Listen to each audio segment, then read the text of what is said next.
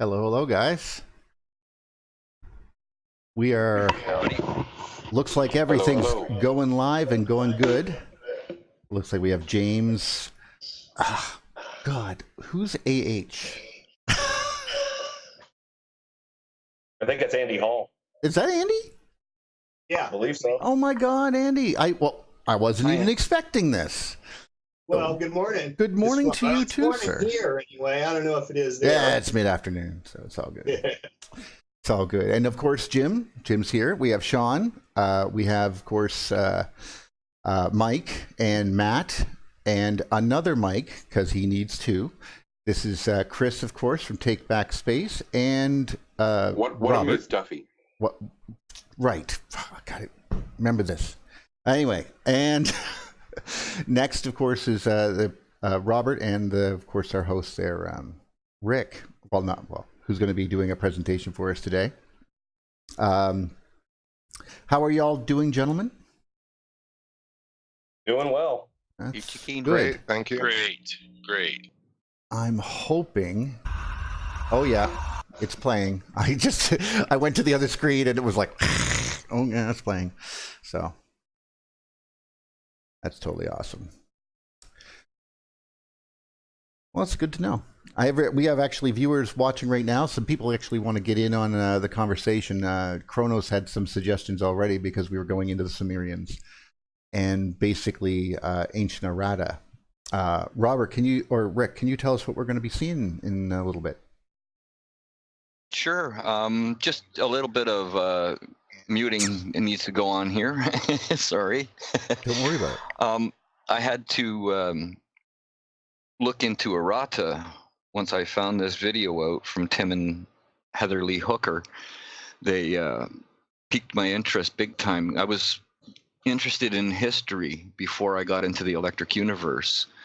Once I saw Symbols of an Alien Sky, I've said this before, it blew me away. And I understood all of these ancient texts and all of these ancient symbols at that point. Well, not fully, but once I got into it more, I started to understand, wow, these are all based on electrical phenomena that we've seen in the heavens in the ancient past that aren't happening today. And this was leading me in the history realm. It was leading me into Sumeria, the Indus Valley people, Egypt, Right. South American Indians, North American Indians, pretty much all the ancient cultures of the world. And it just pointed me to this video. Once I saw it, it blew me away that it ties so much together. And they're not aware of the electric universe themselves. Yeah, they are. Well, no, I meant at this particular lecture, Megalomania 2009. This is 10 years ago.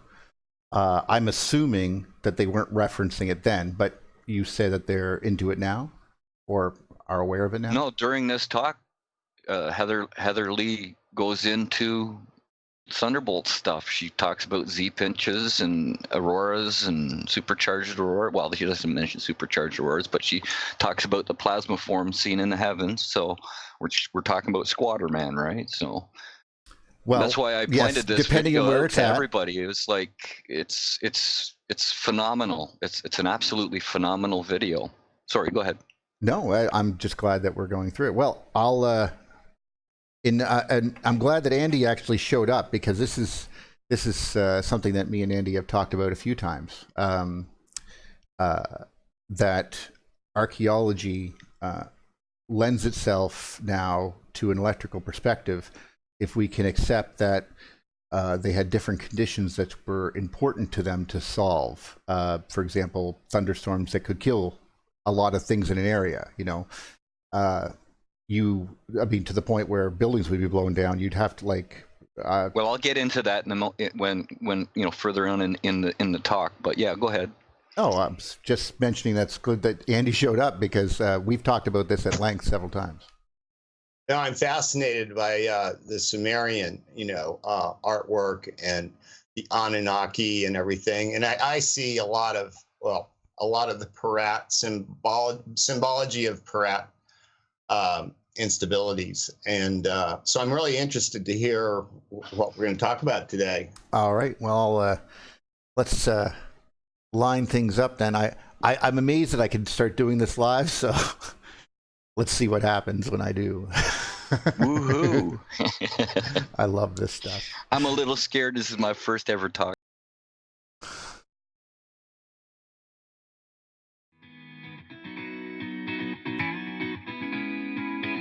Welcome to the October 6th edition of the Electric View. I'm Neil Thompson. Today, our good friend Rick van Amelsfort explains the new information coming out of the Ukraine on Aratta and how this new discovery could relate to the electric universe. Please take a moment to like, subscribe, and all that other wonderful thing.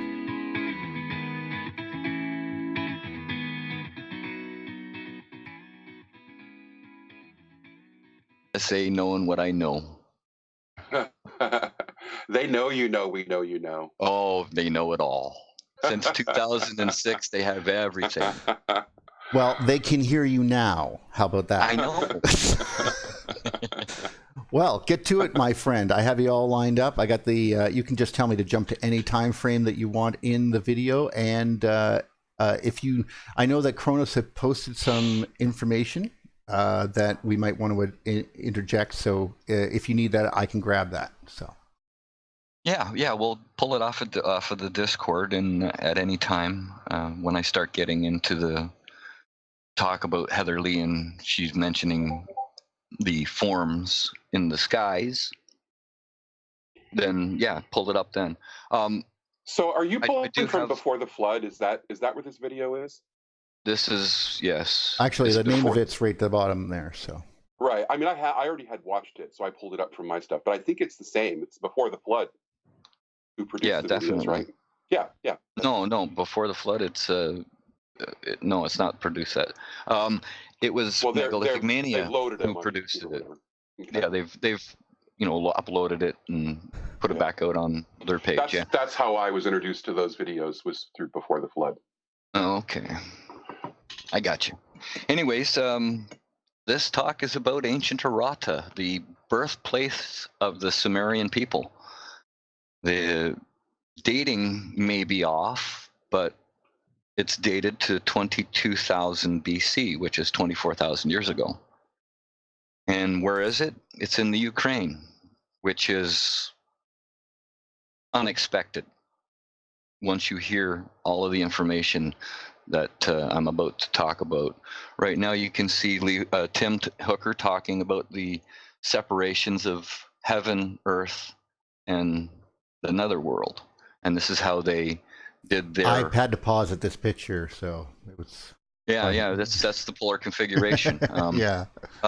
But this is their separation of heaven, earth, and another world, and this is how they did their Proto-Sumerian texts in this form, and this is how the world's foremost cuneiform expert, who is Ukrainian, by the way, has deciphered all of this.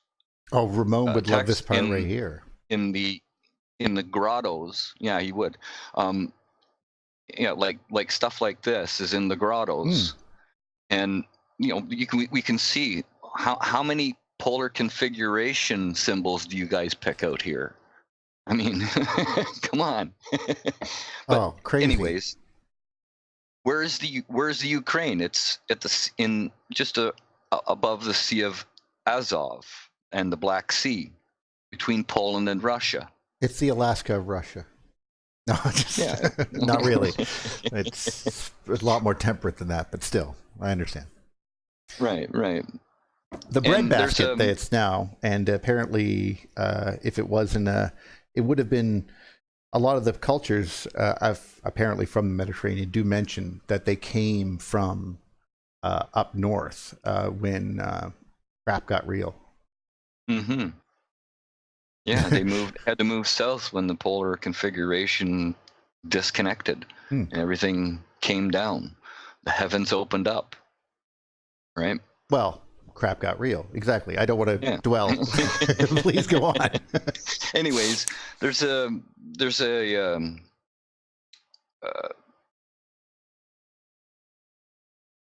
the north shore of the Sea of Azov, there's a place called Kamiona. I'm going to butcher these names. Kamonia Mohila.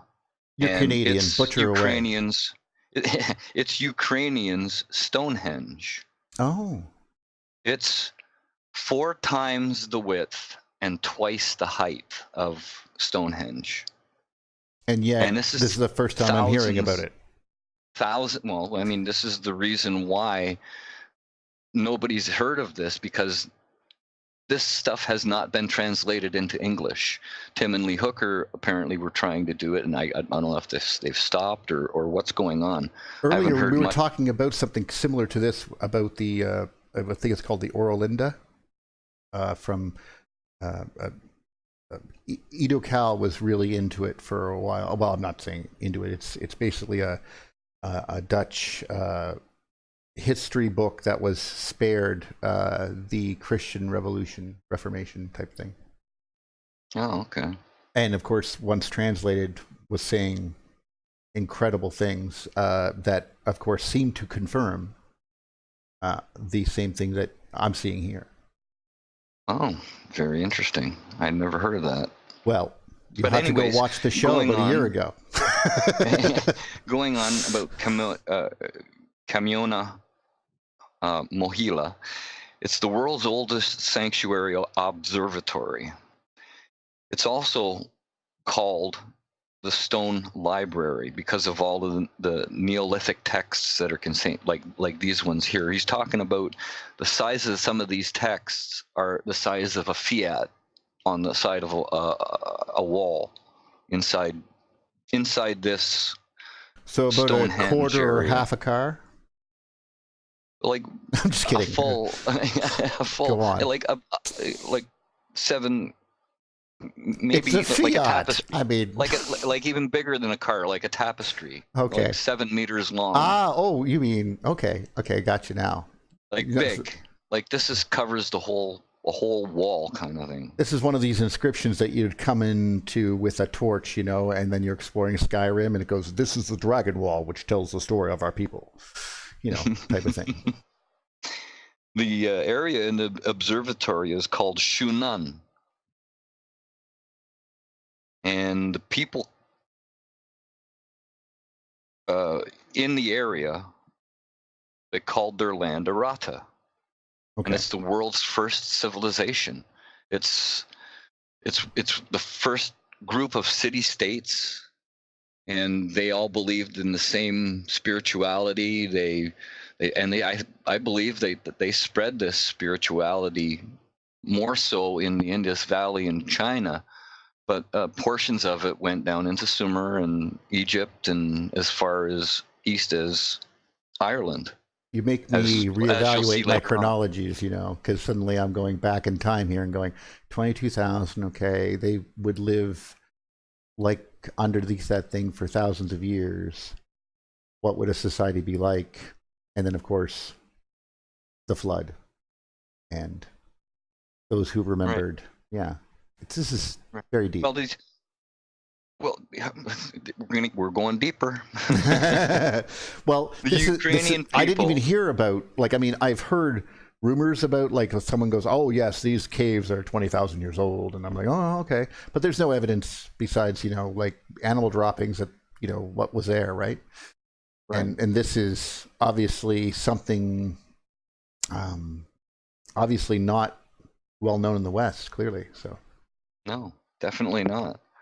And that's why I'm trying to tell as many people. I've tried to tell Rex about this. I've tried to tell a bunch of people about this, and not many people have gotten back to me on it. Well, I can't believe that these people seen the video. Thank God these people made it. So yeah. Let's see if we can get a few more links and everything. A few more people out there. Yeah. Let's get the word out. Anyways, go, Andy. People Andy of the wanted Ukraine to say something there. In this area, like the Druids, the Cossacks, and even Tibetan monks, make pilgrimages to this area. Each year, they come in droves. I mean, the Cossacks come every year for a festival. And the petroglyphs at Shunan, are just amazing.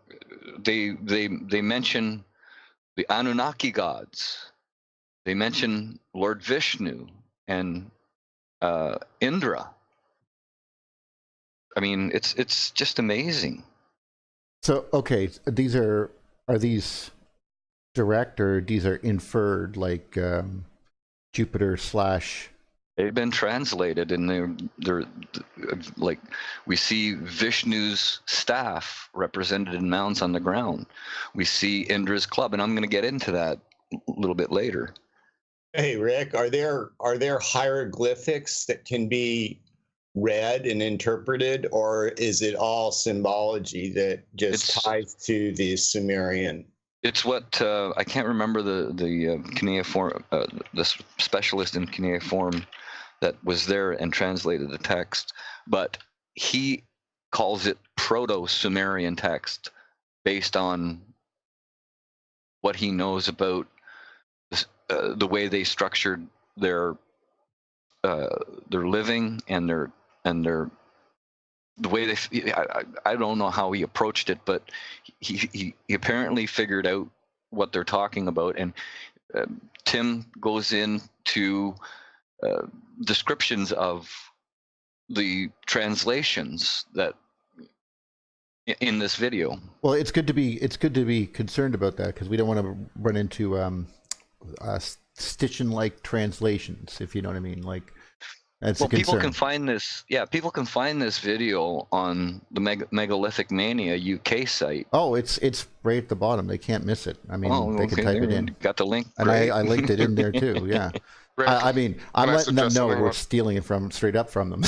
I mean, not really, but we're talking about the electric universe implications. Oh, sorry. Go ahead, Chris. The fellow's name is Anatoly Kafishin.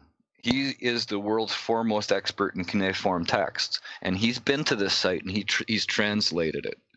So very similar mounds. I did have the name. Sorry. Anyway, you were saying, Chris. I just didn't get there to my notes yet.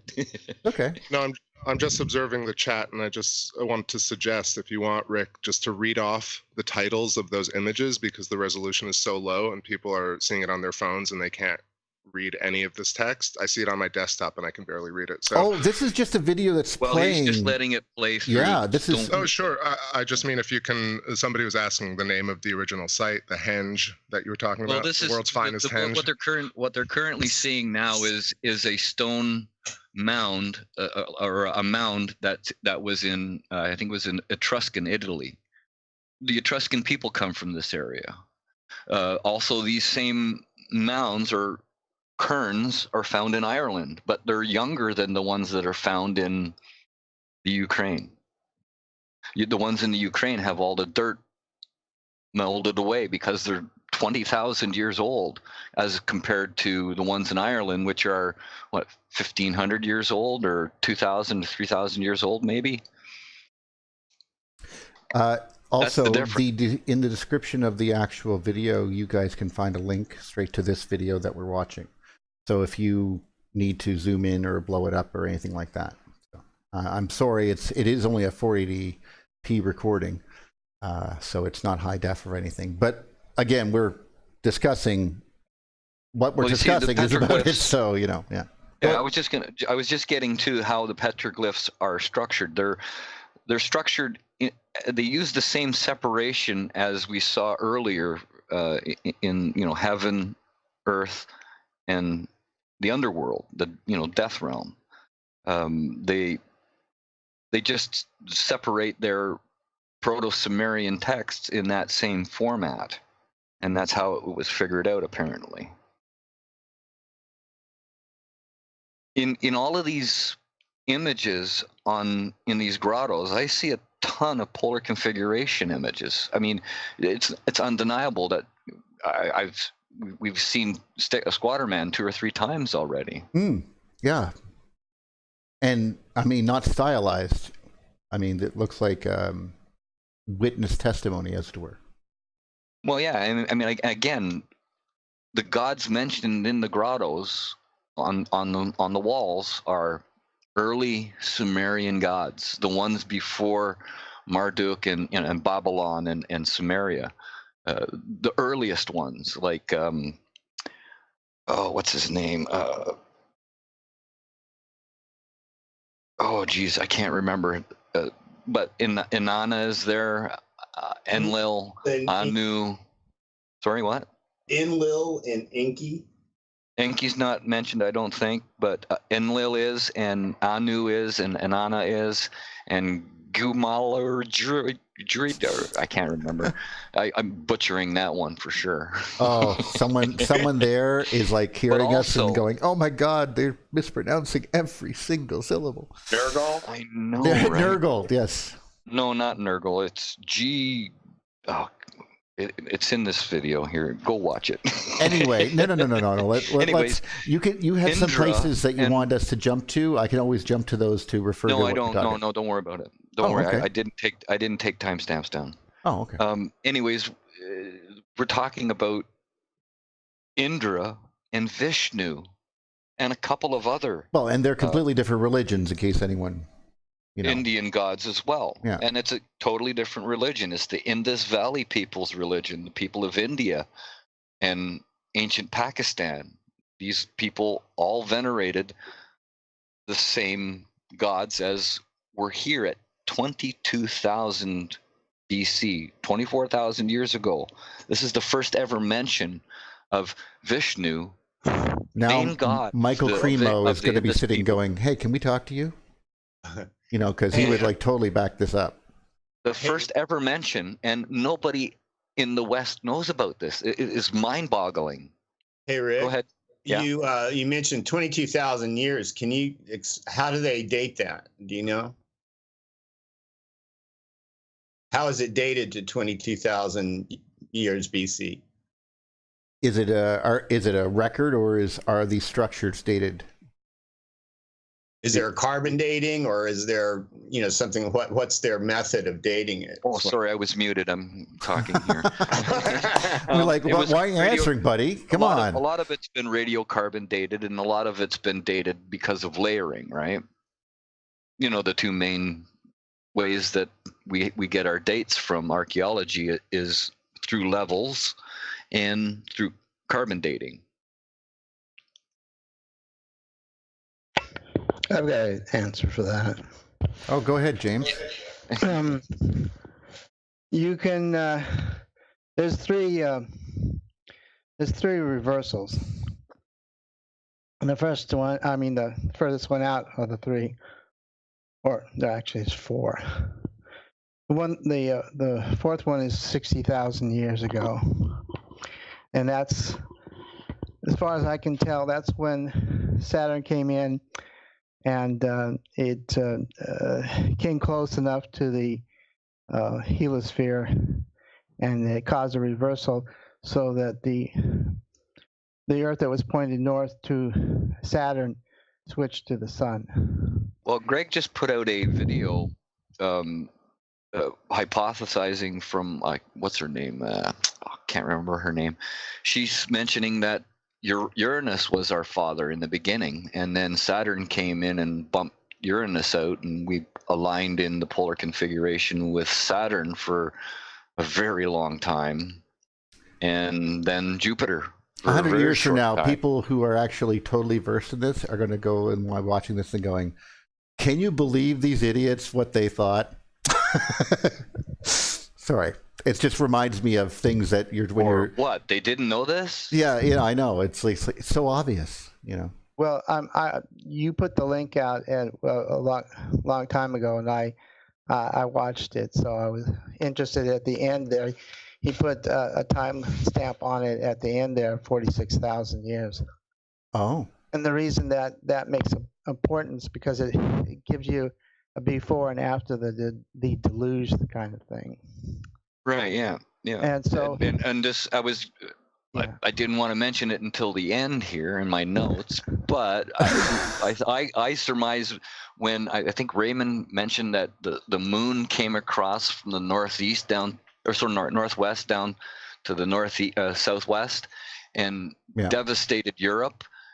This is when this civilization ended, got wiped out completely.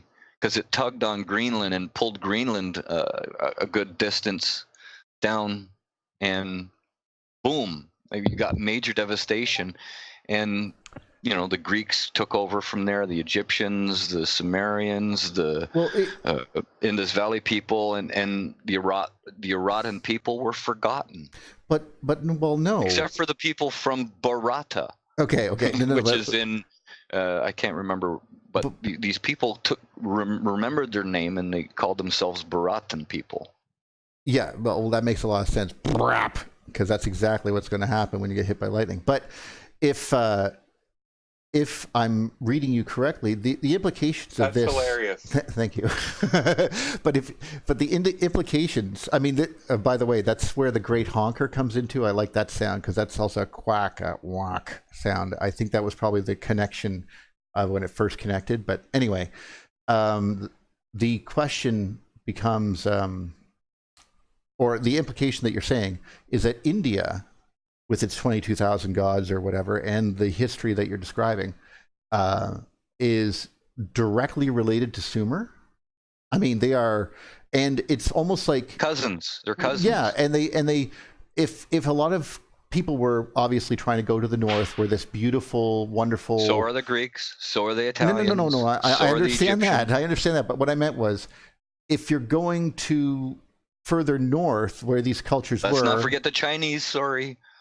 But then if the water rebalanced, flood washed over, or lightning struck and killed a bunch of animals, and they all washed north, that's where the islands of bones are and the ivory and stuff. But the societies that were up there, of course, would be totally buried under, basically swamp now, tundra, frozen tundra. But those that survived went south, and it seems like India would be a collection of all these people with all their gods going, all right, we're all like here now, what are we going to do? We're going to like make a new society. The Sumerians being still sort of kept the tradition a little bit more alive, as opposed to becoming like a refugee colony. And I don't mean that in a negative way. I mean, there's a lot of people there probably for a reason, and it's also can deal with a lot of weathering. It's with central.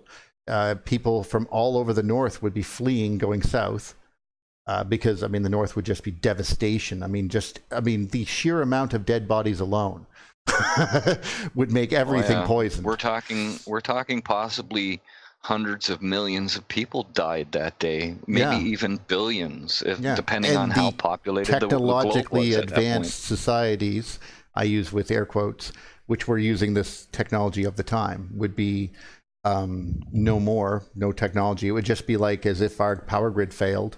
Everything that we had, we'd just be running away with books. Right, and there is a bottleneck of human genetics, and they say it was the Toba eruption that caused it, but I believe the Toba eruption was probably thunderbolts of the gods, devastating this world, and that was supposed to have happened about 70,000, 60,000 years ago, somewhere in that range, I would think. So they say 70,000 years, but 60,000, which James mentions, is pretty close to 70. So, and the 60,000 is well established reversal point. The other one is that basically civilization on the North Pole perished, one way or the other. Then, Hyperborea. Then there reversal again after the kind of establishment at this particular site that you're talking about there, and there was a reversal again at 45,000 years ago. That's established. Right. These Hyperboreans that came down after their northern empire was just devastated by the polar configuration. No, High Brazil. No, wait, Camelot. No, wait, Mount Olympus. I have something for all this. of that. But the other thing that I wanted to say they brought is civilization down to all the peoples of the. Well, we were imitating them. It wouldn't take very long for us to work something out. They were basically nomad peoples that were wild, like the wild animals they were described as, living in caves. Well, that would be what we would be like if we didn't have, like, quote unquote self-consciousness. I understand that from the Julian James, but Andy, you were going to say something. Yeah, I just wanted to ask about the 60,000 year ago date, and that's according to whom, whose theory or whose proposed that, and kind of the rationale behind it, because I'm not real familiar with it. Well, there's two. They call it SIDUF, SIDUFJAIL. It's a reversal. What? A magnetic reversal? Yes. No, an actual reversal. You mean These to are all indicate? actual reversals. What do you mean an actual reversal? A crustal North flip, to is that what south. you're talking about? There's flipping. The Earth flipping or crustal displacement? I don't know how it's. Well, no. It would have to be. There is. I mean, if we are technically a North Pole alignment, I could see the magnetic field flipping easier than flipping the entire planet, clearly. But if we were somehow able to maintain the correct current, that could technically happen because it would align itself to the, I the could diamond see, field. But that's I could see messed up. possibly the whole entire Earth flipping if Saturn came close enough to us. Well, it doesn't exactly work that way because gyroscopes are really, really like they're good at staying balanced. However, if it was a magnet, like if we were actually a magnet, a physical magnet, we would have to align to the prevailing magnetic field. We would have to align that way. But if we're not, if our magnetic field is the generation of the electricity coming in the north and south poles, and one is more dominant than the other, using simply the right-hand rule, then this might not be the case. But I'm not. I mean, obviously, what the takeaway here though is that James apparently has plotted or is aware of some event that occurred 60,000 years ago, if nothing else. So. Right. This is what anyways, I'm back to my notes. The distinction of heaven, earth, and an underworld is not new. It's in Aratta, it was new. It was where it originated. We see it in Egypt. We see it in Sumeria. We see it a lot of different places. We also see it in South America. It's a worldwide phenomena. And the gods mentioned in Aratta,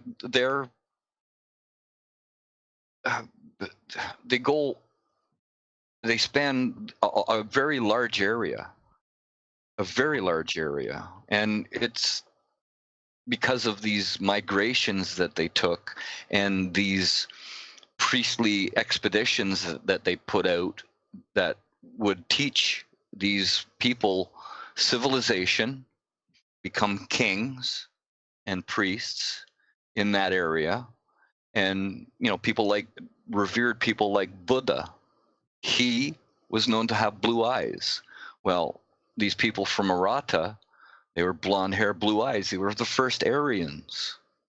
The word Aryan means one who endeavors to plow a straight line. It's got nothing to do with the Nazis. Obviously we're talking about way before that. Yes, no. Same with the swastika. That symbol, along with the yin yang symbol. Oh yeah, they're all Saturn symbols. The first ever time that they've been found is in Aratta, in the Ukraine.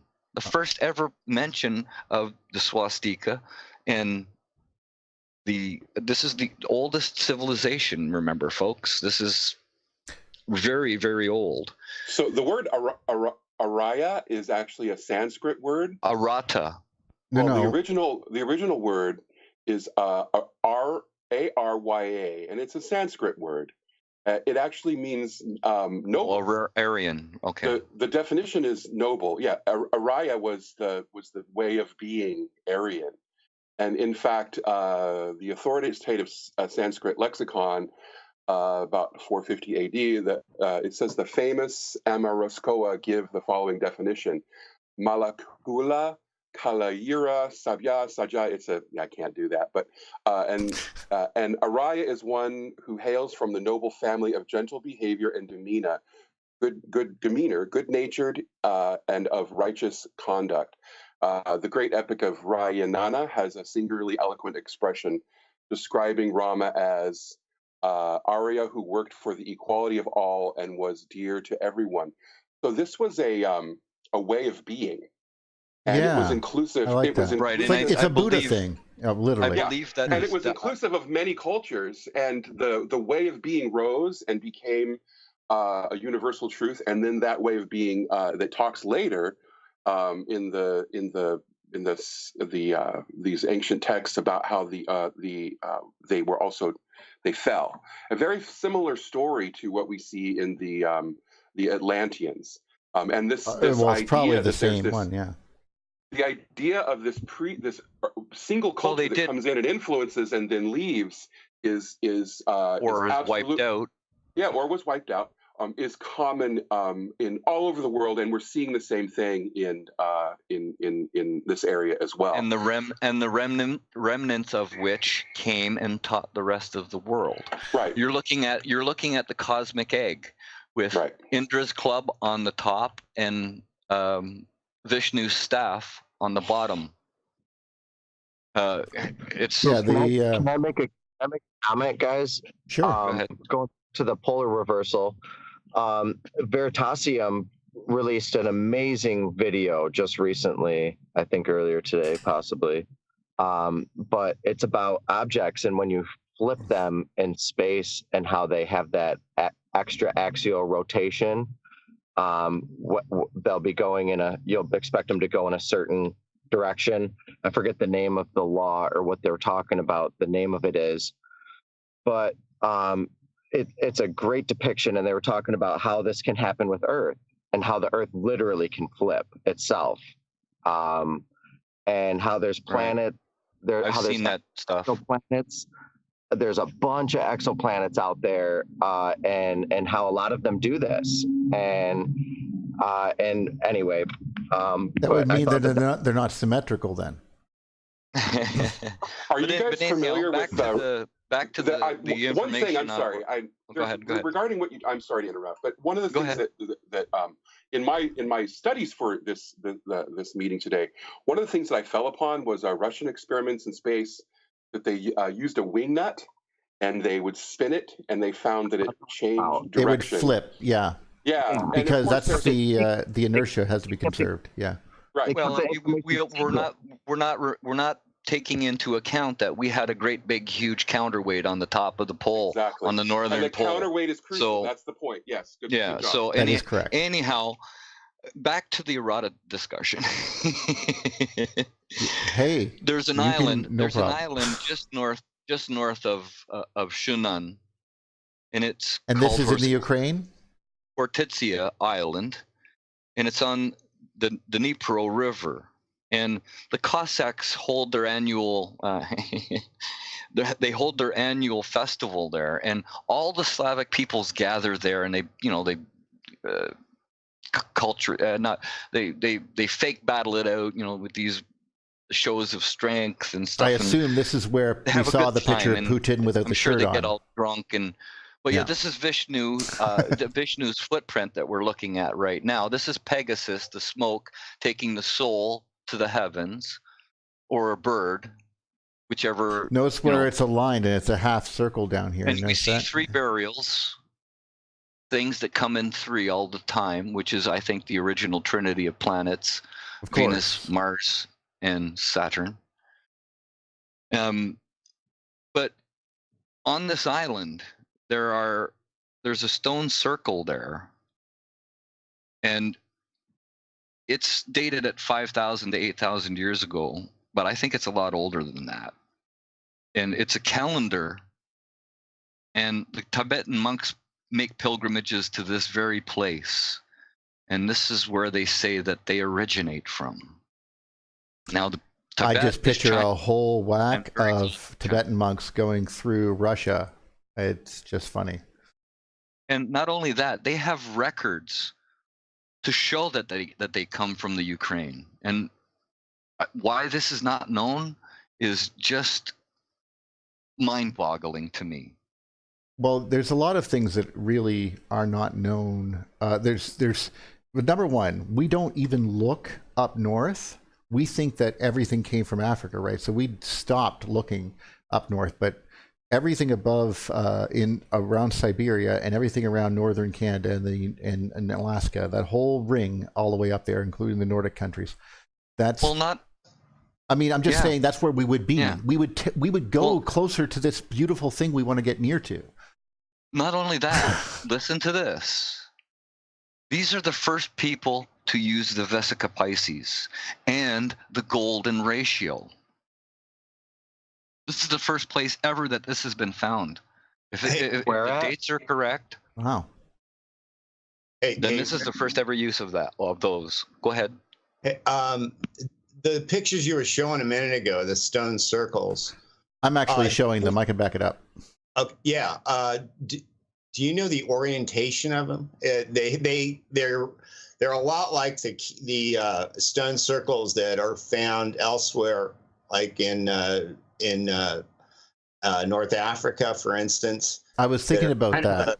A keyhole shape and with a center circle. And these are reminiscent of that. The ones in North Africa, the keyhole points typically east, I believe. And I was just wondering if these have an orientation. I believe most of them are orientated northeast.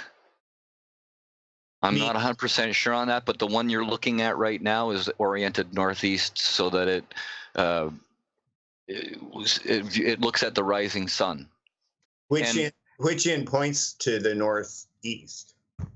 The narrow end or the round end?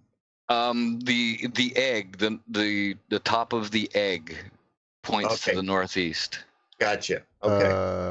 The top of the which egg. is go back where it says Vritra, where it says Vritra and the arrow points, is that the north? Would be the north. Vishnu staff is at the bottom, and the cosmic egg is down in there. This down here. Oh, if you go back a little bit in the video, like that. Go back. Okay. No, back. Way back. Okay. Further back. Okay. Further back. Like here? Oh, I'm watching the live stream. It's slightly delayed. Like there. Okay. Yeah. I think those two lines mean north and south, but it's there. My guess on that. There's your orientation right there. Okay, I see. Yeah. Okay. And apparently this egg was inside Vishnu's staff. And they built another one that was inside the footprint of Vishnu, apparently.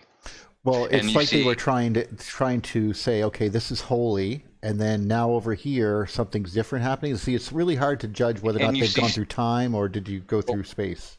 You're looking at two carved stones, one of Vishnu, one of Indra, and this is 22,000 years ago, folks. I mean, why is this not general knowledge? Why are the Indian people not freaking out and flocking to this place? I mean, have you watched Michael Cremo? He does freak out. Like, I mean, literally. He's like, I mean, for a very passive guy, you can see he's like a really passive. He's like James there. Like, I don't really get it. You know, I'm just being cool, and he's just being cool. But inside, you can tell everything he's going is like, he's just screaming, 22,000 years. Are you not listening to the words that are coming out of my mouth? Like, I mean, I can see the frustration because these guys have a history that long. If we know that the Greeks came from this area, if we know that the Etruscans, the Italians, some of the Italians came from this area. And that makes sense because of the fact that the Etruscan means like sort of like and Russian or something. And then we're going the kerns back are identical. Yeah. The kerns are identical. So they're related. And there's another place of people that they called themselves the Baratan. Well, they came from there. The Buddhist monks say that they come from there. Obviously, a lot of people from Heather Lee Hooker goes into the talk a little bit later, and she said when the Sea of Azov flooded, all the people from there. By the way, all the names of the places around that Sea of Azov have Sumerian names, and they took those names and they brought them down with them when they mass migrated to Sumeria, the area of Sumeria, which we first the people that we call the Sumerian people were, in fact, the first ones were the Ubadi people.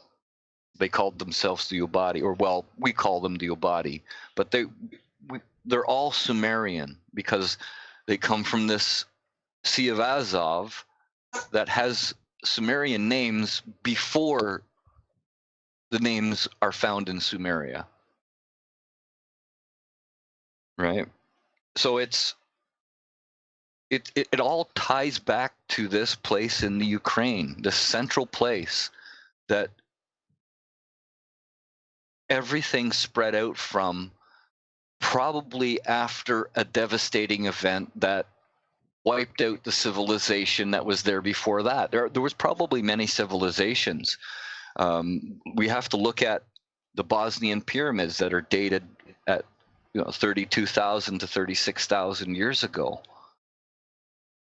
That's a bit. That was hard for people to swallow, but we do know the same thing was going on in Southeast Asia with those wonderful places built out of the hexagonal blocks, and they've been there. Gadang. Yeah.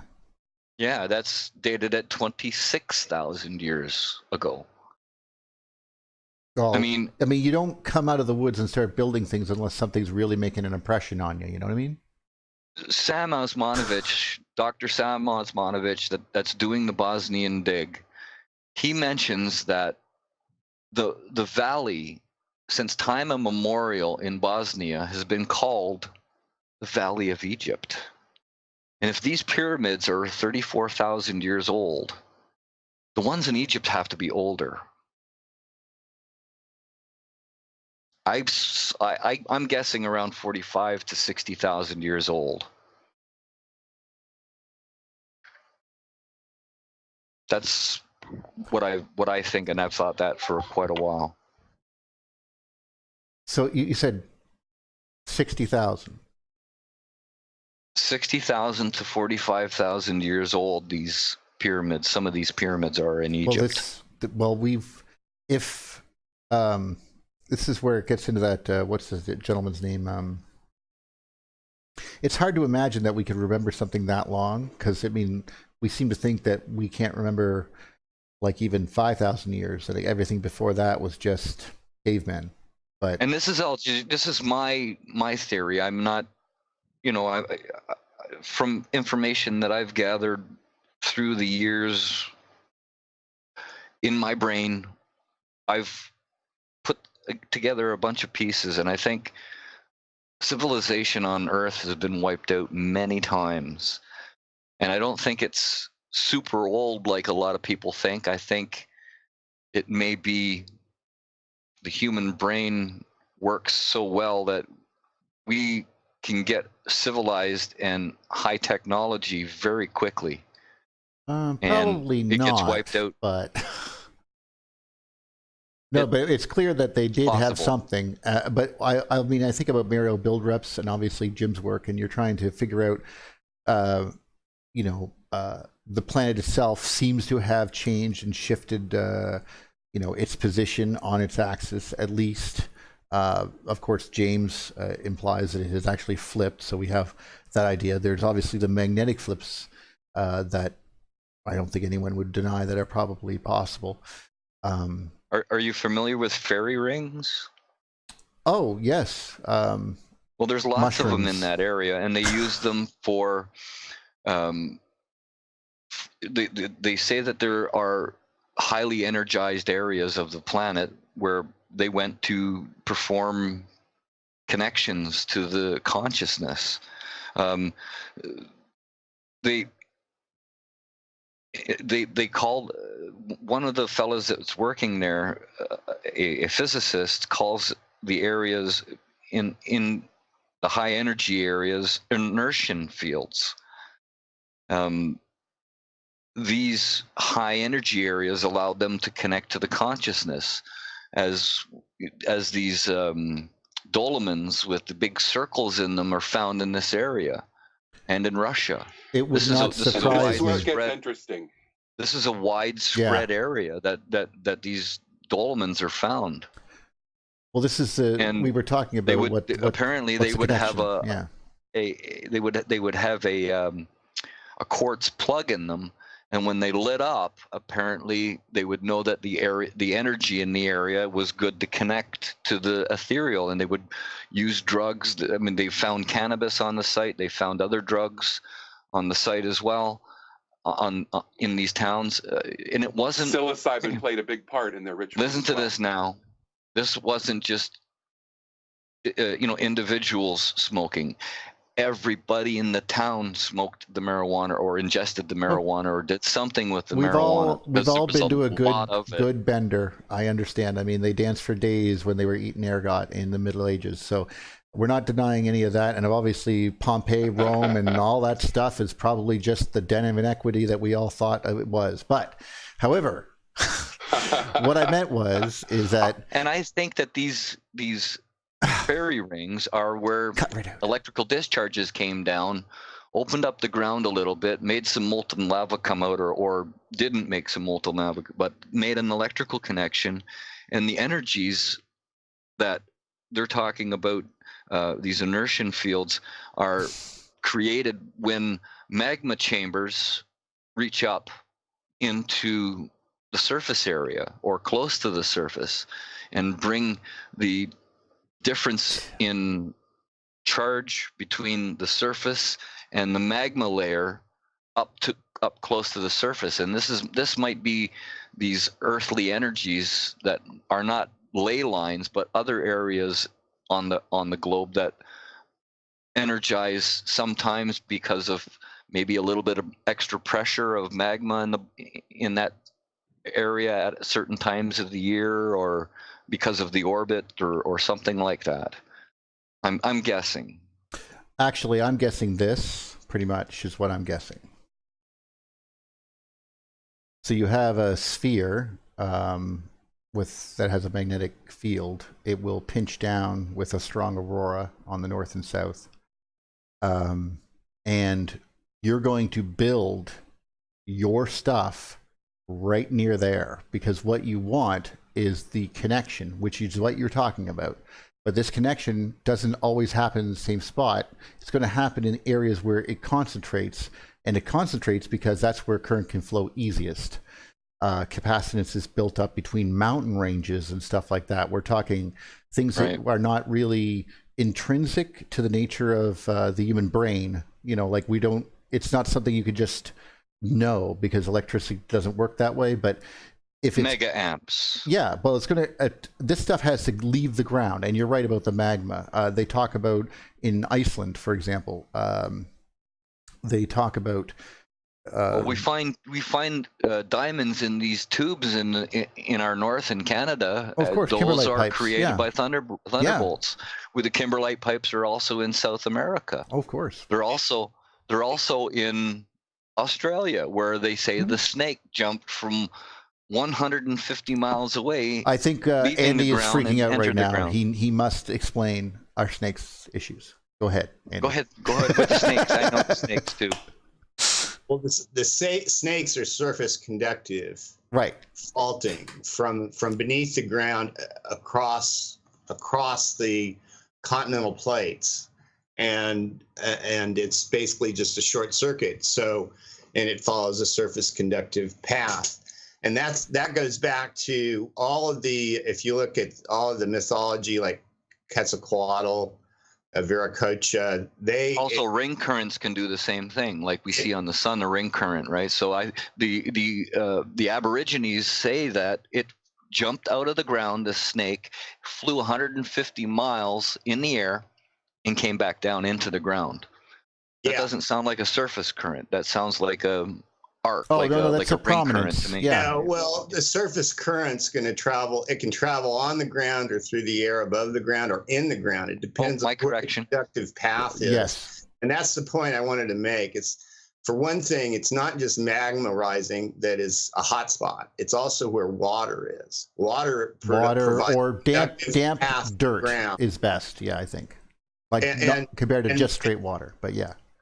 In mineral concentrations too, right. But water is a main conductor, I think, for the whole. It's the water cycle is the conductive path for the circuit, Earth circuit, and that we experience, here in the atmosphere. Here's the other end of one of those kimberlite pipes. You see where, I mean, this is shiprock, but you can see the currents running through the ground, or, well, when they were. But this would be the opposite of a, like a crater. But I'm just trying to give them examples, but yeah. Follow the dikes. The dikes are the current, splash through the ground. Look at this guy. This guy made this for us, by the way, Andy. Yeah, I saw this last crazy. week. I didn't join the call, but I missed it. But I watched it later. It was great. I mean, and look at the rocks. Like, you'd see the current running up the rocks. Like, well, I guess it was being built, but anyway, keep going. Well, we're talking about some of these. That image that you saw with the serpent, Vishnu's staff, and the egg, and all of that. That's a Vedic myth. And Tim asks whether these were thunderbolts that caused these people to write these myths down. Like, he thinks that these were thunderbolts that were seen in the sky. Indra's club, Vishnu's staff, right? And he asks that question in the video, and it's amazing. And I'm thinking he's basing it on his knowledge of the electric universe, because Heather Lee talks about the electric universe, Z pinches and Squatterman later on in the video as well. And these burials are always done in 3, as I said. Again, that's a reminder of the original trinity of planets once Venus was born. It's still the same today, man. I mean, go into any church, you have literally a trinity. I mean, it doesn't end. I mean, well, that's why I call it the original trinity, right? No. The original trinity is episode 4, episode 5, and episode 6. The OT. The Orig Tridge. Yeah. Okay, that's A New Hope, Empire Strikes Back, and Return of the Jedi. Just let you know. Anyway, moving on. Right. Yeah. I get that. I mean, sure, you can throw that out, no problem. No. But seriously, though, it clearly has the Saturnian connection. Can I just Right, say that and- these features in the video that you're showing right now remind me of Billy Elverton's experiments with the shaking, the sand experiments as kind of filaments that form the dunes. I don't know, that just came up. And the columns, those areas underneath that block of granite that just form perfect columns. It's beautiful. Yeah, pulled up from the surface, those tiny little columns of the flat tops. Yeah. Oh, okay. We're going to another one. Anyways, getting back to Aratta, these people, they didn't do things on a small scale. They probably had a hand in helping build the Bosnian pyramid complex. Remember, these are the race that built the Stargates. They did everything big. I don't know. Did you know that there is a serpentine structure that runs 1,000 kilometers from the Danube River through Romania into the Ukraine? A what? Did you know that? A road? A serpentine structure. Oh. A mound. A massive mound. It's in the video here. Oh, okay. And Lee Hooker talks about it. Do you know the timestamp? It's probably 3/4 of the way through. You keep going. I'll try to find an image. But the serpentine mound is 1,000 kilometers long, people. So what? Maybe it was the actual strike itself, and they just polished it up. No, I think it was built in portions over time, but Right. it. Oh, wow. That's how they know the dates. That's how they know the dates, because of the layering. That was asked earlier about how did we get the dating for these sites. They used different layers over time and added things to it, which I think is very interesting. And it goes to the above below kind of earthly thing. They were creating below by building higher and higher levels. What they saw above. Right. So they were ritualizing the concept of above and below in the layering of these mounds. And the serpent is worldwide. I mean, it's everywhere. Oh, obviously, it is the thing that everywhere. bites the roots of the world tree. I mean, you're not going to get more prophetic than that. It also rings planets. It also I gives mean, it's a apples to different- ladies in gardens and apparently curses us for the rest of time. But, you know, why Yes, dwell? yes, that too. I've always felt that the as above, so below is more of this kind of idea that space carves, or counter space carves matter that we see. So the wind and solar radiation basically carves planets, and that's why planets are basically a representation of these invisible forces, as above, so below. Or like the water waves on the water are basically representing the air currents. The water is not making those shapes, but the air is actually making those shapes on the water. The name of the serpent in India is Vitra, right? And Vala is mentioned here in these mounds as well in the Ukraine. This is amazing stuff. Well, Waves Go ahead. waves made by the wind and surface tension. It's an interaction, so you have to include surface tension which is an electrical property, right, of the water too. Just because as above as so below, in my opinion, refers to capacitance. It's the capacitance between the crust of the Earth and the atmosphere. That's what we experience. When it shook the heavens, it shook the Earth. I think that's exactly what happened. When we saw thunderbolts flying between Jupiter and Saturn, and they were trying to quote unquote kill each other, then the whole planet was vibrating because we were inside their fields. There's no way. I mean, every single crystal in the planet would be getting bigger and smaller in resonance with that. Now, I don't know about you, but every single thing would be shaking. Nothing you could do about that. Well, I think the original meaning of as above, so below is the plasma sheath that we were contained in. That's exactly what he just said when he said capacitance, by the way. No, it's the entire picture. It's the Earth and sky as in the layering. It's the layering of it. That's what they're talking about. They were understanding the science of discharge and they understood what they were talking about when they said as above, so below, because they were talking about the reaction between all the gods are either sky gods or they're gods that came from the ocean and snaked across the land. Gods. Nature gods or sky gods. They either came from the sky or from below. And that is the capacitive discharging between the Earth and sky and below ground. The underworld. Yeah. The underworld, sky, and Earth is in the middle. And they talk about the world as a watery labyrinthine place. And that is because water is the pathway, both in the ground and in the sky. That's I would totally interpret interpret that as people on the northern hemisphere seeing the rings of the planet, and they have to go past that river, the waters, to go out to the underworld. That's where Pluto, Persephone, and Hades and all that, and the gods will go to die. That's my interpretation. I'm not certain of that. I think the gods like Neptune and Poseidon and many others, and they're in all of these legends, the mythology I think they floated on the solar wind out there. Yeah, that's what I thought. Has a battle between the underworld and the sky gods. Oh, well, yes, that's for sure. This is my perception of Tim Lee's talk, a portion of the talk, is these people spread around the entire globe. They became the rich and powerful, the kings and the queens and the aristocratic people of ancient times. Blonde hair, blue eyes. We see them in South America. We see them in Europe. Well, that was just a condition of where they were living. I think the whole almost the whole planet should have been blonde hair, blue eyes for a while. We see them worldwide, and they're known to be the aristocratic people, the kings and the priests. Well, they would have came from the north all the time, so yeah, that would have made sense. They taught the uncivilized people as their land was destroyed. Because you've got to remember, folks, the only warm place on the Earth for a good long time as we were being pulled into this sun was where? On the northern pole of this planet.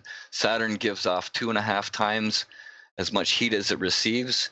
I think it gave off a little bit more heat than it does now.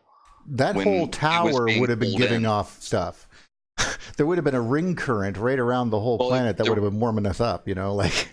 There would have been a civilization in the north, Hyperborea, whatever you want to call it. Yeah.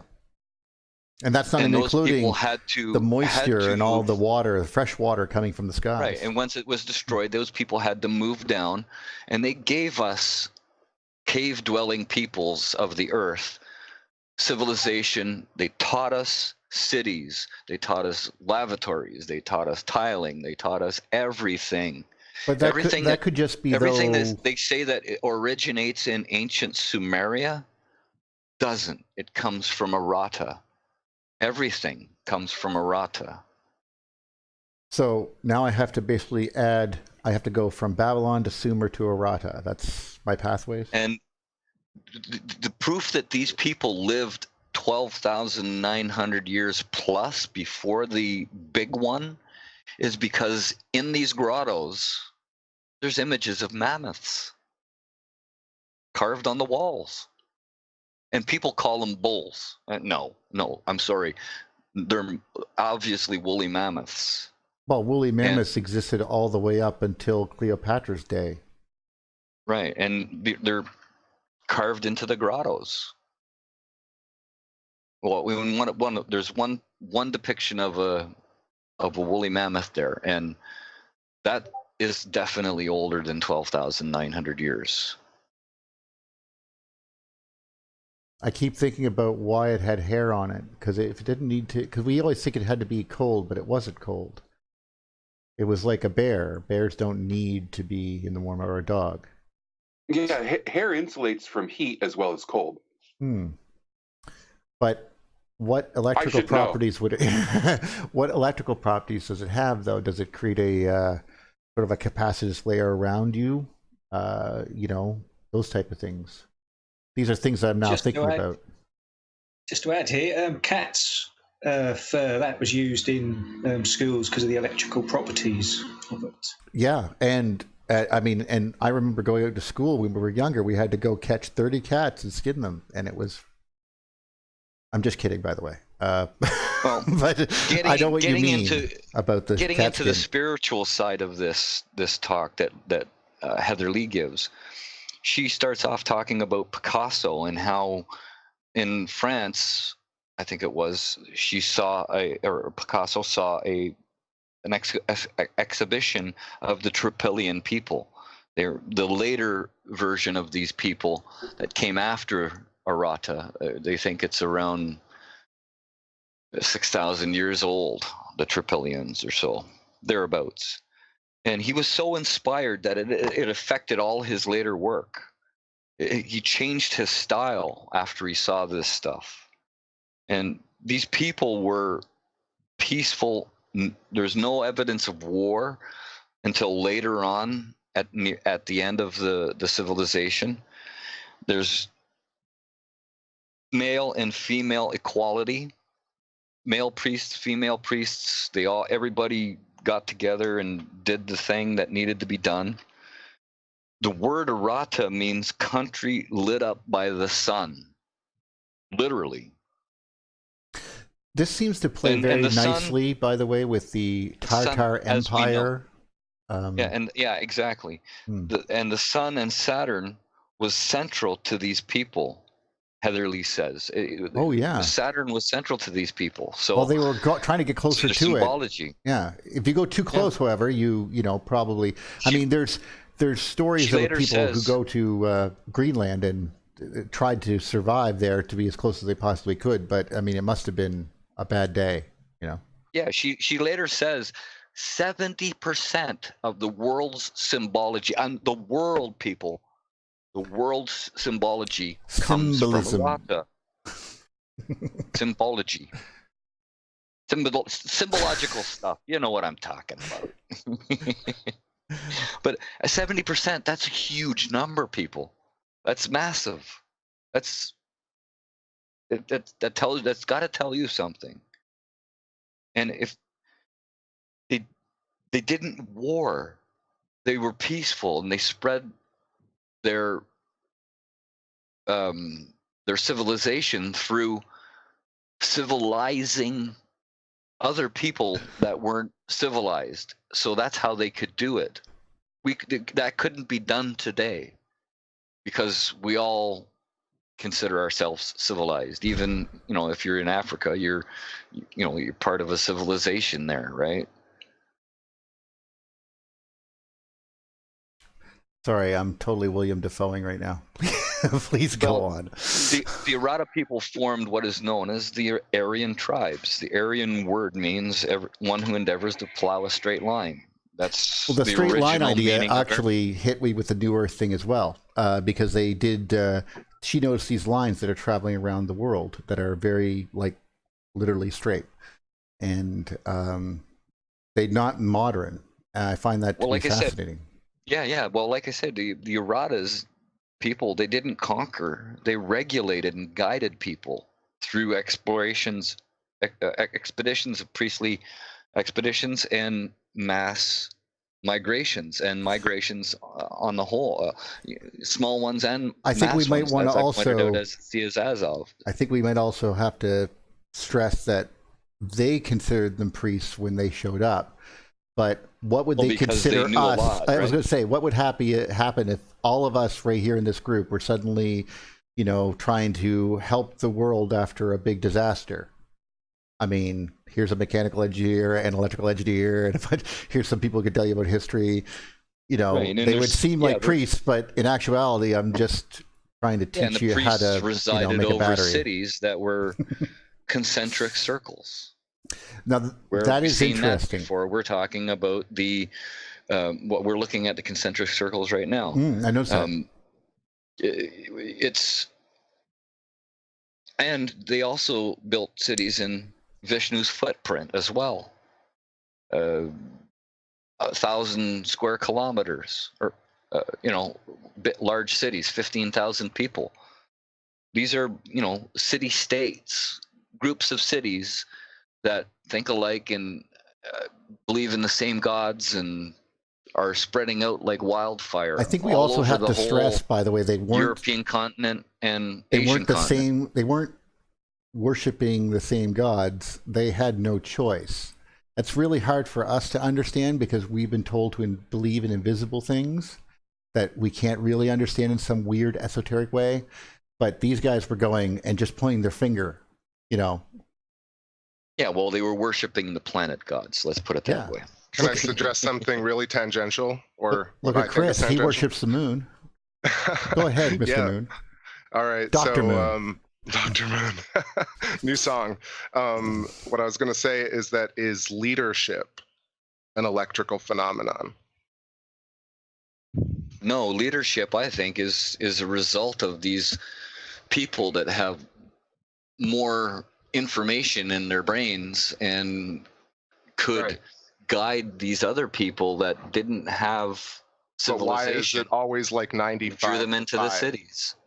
Yeah, so why are real true leaders the people who change the world and do things? It's a small group of people compared to say 8 billion people. There are about 5,000 people on Earth. Think RH negative. Well, yeah, I mean I'm including a lot of the RH negative people on this world. A lot of the royal families are RH negative. We don't know that for sure. That's a result.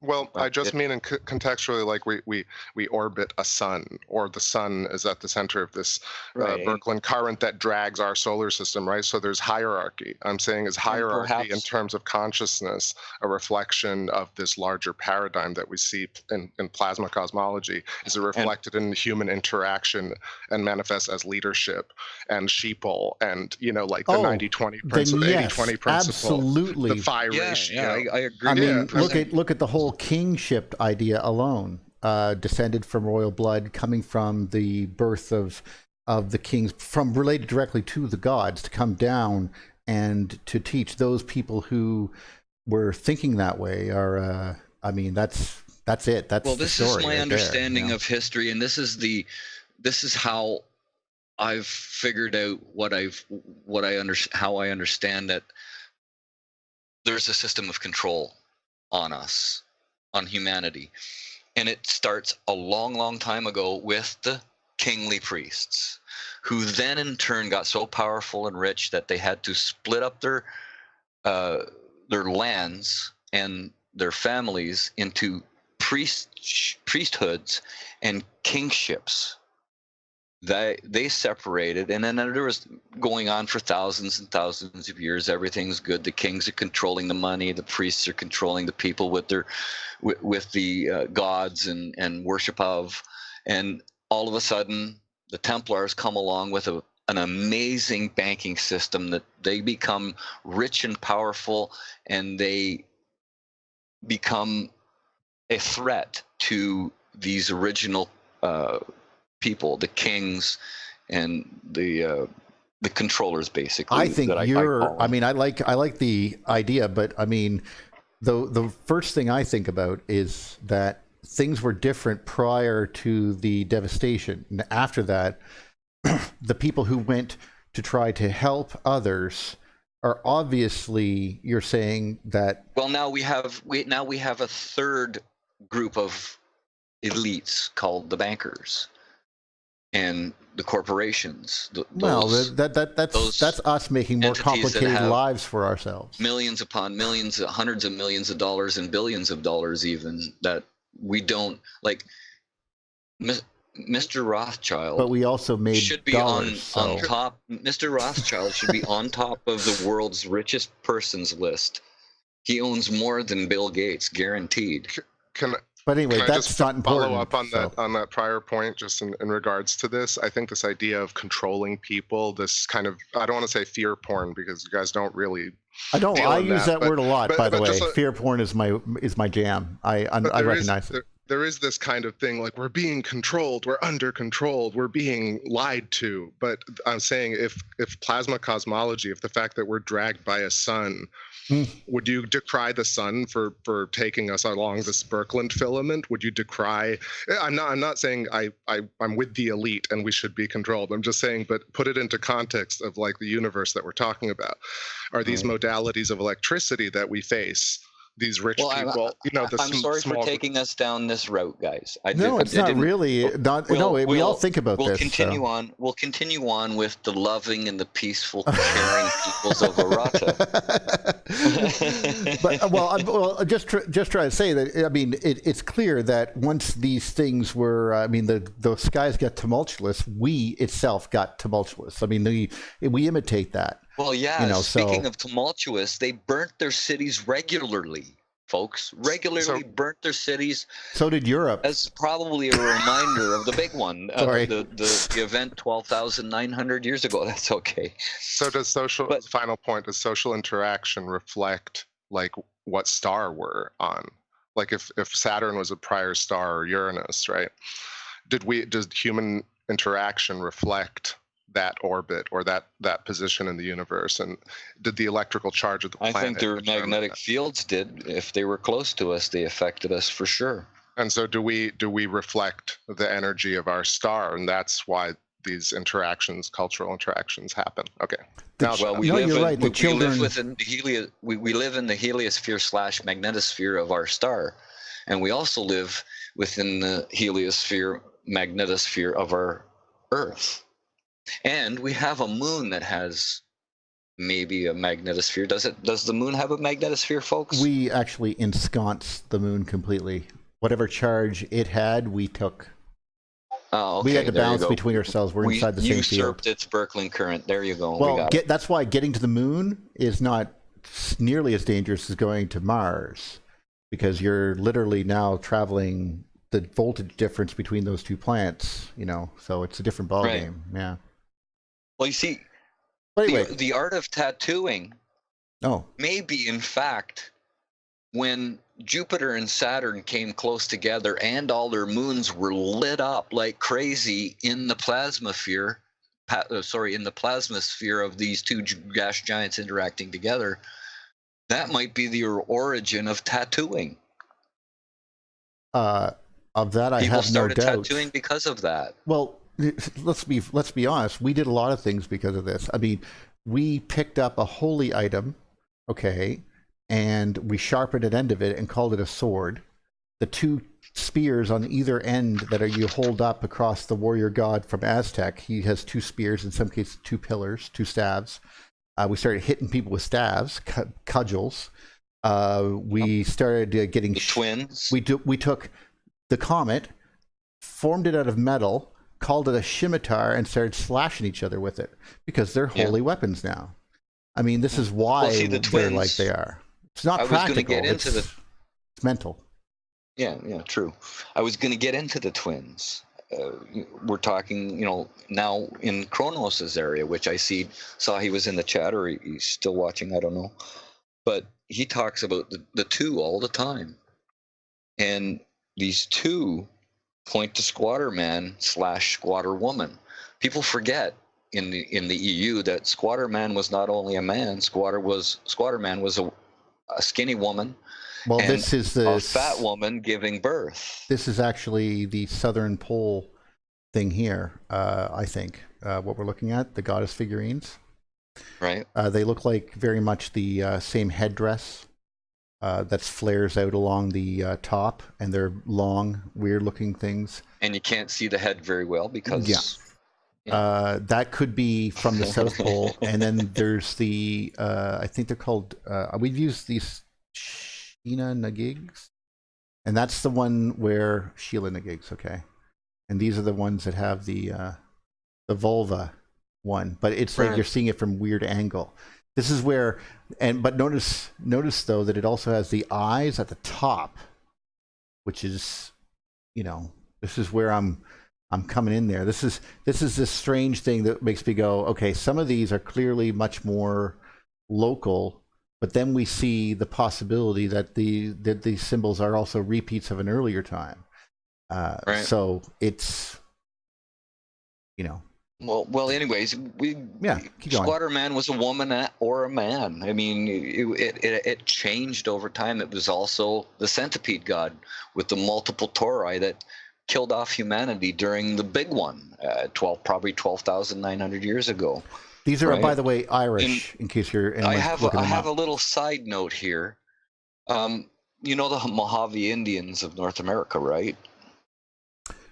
Not personally, but well, they exist. Yes, let's put it that I way. will agree with that. They have a name for the soul. Anybody care to take a guess what it's called? Ba. No. First guess. Shunan. Like the stone circle in the Ukraine. Huh. That blew my mind when they call it this. That place is literally called Soul, the soul of the country. That's wow. Neat. Yeah. So that tells you a lot that culture moved around the planet, everywhere around the planet, and took. Well, how could it not, though? It would go from the north to the south. Leadership of the world, pretty much. Oh, anyways, there's a good one. Look at this Heather one. Goes on to, Sorry, I just wanted to point out this picture, which has the symbols around a Sheena Nagig, which are all Saturn symbols. Anyway, right. Go on. Sorry. Okay. Go ahead. No, put them up. Oh, I already did. They're up there. You're just going to see them in a second. Continue. Yeah. There we go. Because you're delayed. I know. I'm terrible. I can't see what you're sharing in Skype, so that's strange. But anyway. You're not, because I'm not sharing it in Skype. Oh my God. I am not even sharing it to you guys. No wonder you can't see anything. My God. Are you new? Yeah, you're new. Well, at least the people are happy. I'm sorry I'm not doing it as good for you. No, you're doing great, man. You're doing great. Right. You're an awesome driver and host. Well, let's not let that go to my head. Okay. Okay. Well, I wanted to add, because Andy asked about how you can date these. I couldn't find the volt 60,000 K reversal. I think that's a Russian lake, but there's Last Champ. They give it 47,000. That's pretty close to the 45,000 year reversal that they were talking about at this particular site. I said, you can you can date it with with those particular orientations. Oh wow, that's amazing. Because maybe after the first devastation, they built pyramids, some of the pyramids, and then after another devastation, they built a bunch of more pyramids, and then they did same up in Bosnia, and then oh wow, this has been going on for a hell of a long time, folks. I think. Yeah, and the thing that you're talking about 23,000 years ago, that's actually a CCF, or my indignation of a cosmic change in cosmic function. After we talked last time, I was using a 50-fold reduction. Is that the purple dawn you're referring to? The drop of the purple dawn about 32,000 years ago? Is that what you're saying? No, I was saying my reduction was 80-fold for everything older than that. And I got messed up because I used the 10,000 year, 10 million year for man, and it's only 200,000. So I was using a 50-fold reduction. I went back and checked it, and it's 80. Yeah, Lloyd Pye talks about that, as well as, you know, that humankind is only about 200 to 250,000 years old. Right, and so with an 80-fold reduction, I get a better match at 22,500 years for CCF. And then the other one that I had that was about 500 BC, it turned into, with an 80-fold reduction, to 375 in the Common Era. And wouldn't you know, at 376 was the last time that the Romans used millions of bricks to build huge artifact constructions like Valens Aqueduct. That was the last big one. And then there's like 600 to 700 years after that, where they couldn't use the cement for anything bigger than probably 4 or 6 stories. And that's I think is what some of the people saying there's no buildings in that time, and they want to take that 600 or 700 years out of the Common Era. That's kind of their justification for that. Interesting. Yeah. Yeah, that's interesting. Well, But anyways, Heather Lee goes in during this video to talk about the electric universe theories around the 53-minute mark. She goes on talking about the auroras and Squatterman and other phenomena as well. She talks about. She also mentions Dr. Anthony Peratt's work, and she talks about spirituality and higher consciousness of the people of Aratta. And this I can't say it enough. This video has to be watched. She goes so much in depth into spirituality. Some of it might not be 100% correct, but a lot of it is good stuff, and it's a really good watch, and I recommend it that everybody here go and watch this. This is just amazing stuff. She says at the end, is she's using all the tools in our. Well, let me finish. toolbox, Let me finish stuff. Let me finish. I'm right at the end here. I'm right at the end. I'm right at the end here. She says at the end, man has not invented numbers, math, or geometry. He's a consequence of them. Geometry is not simply related to creation. It is creation. This is why I think it's called sacred geometry, because it is sacred. It is us. It's nature. It's how nature works, and it is us. Yeah.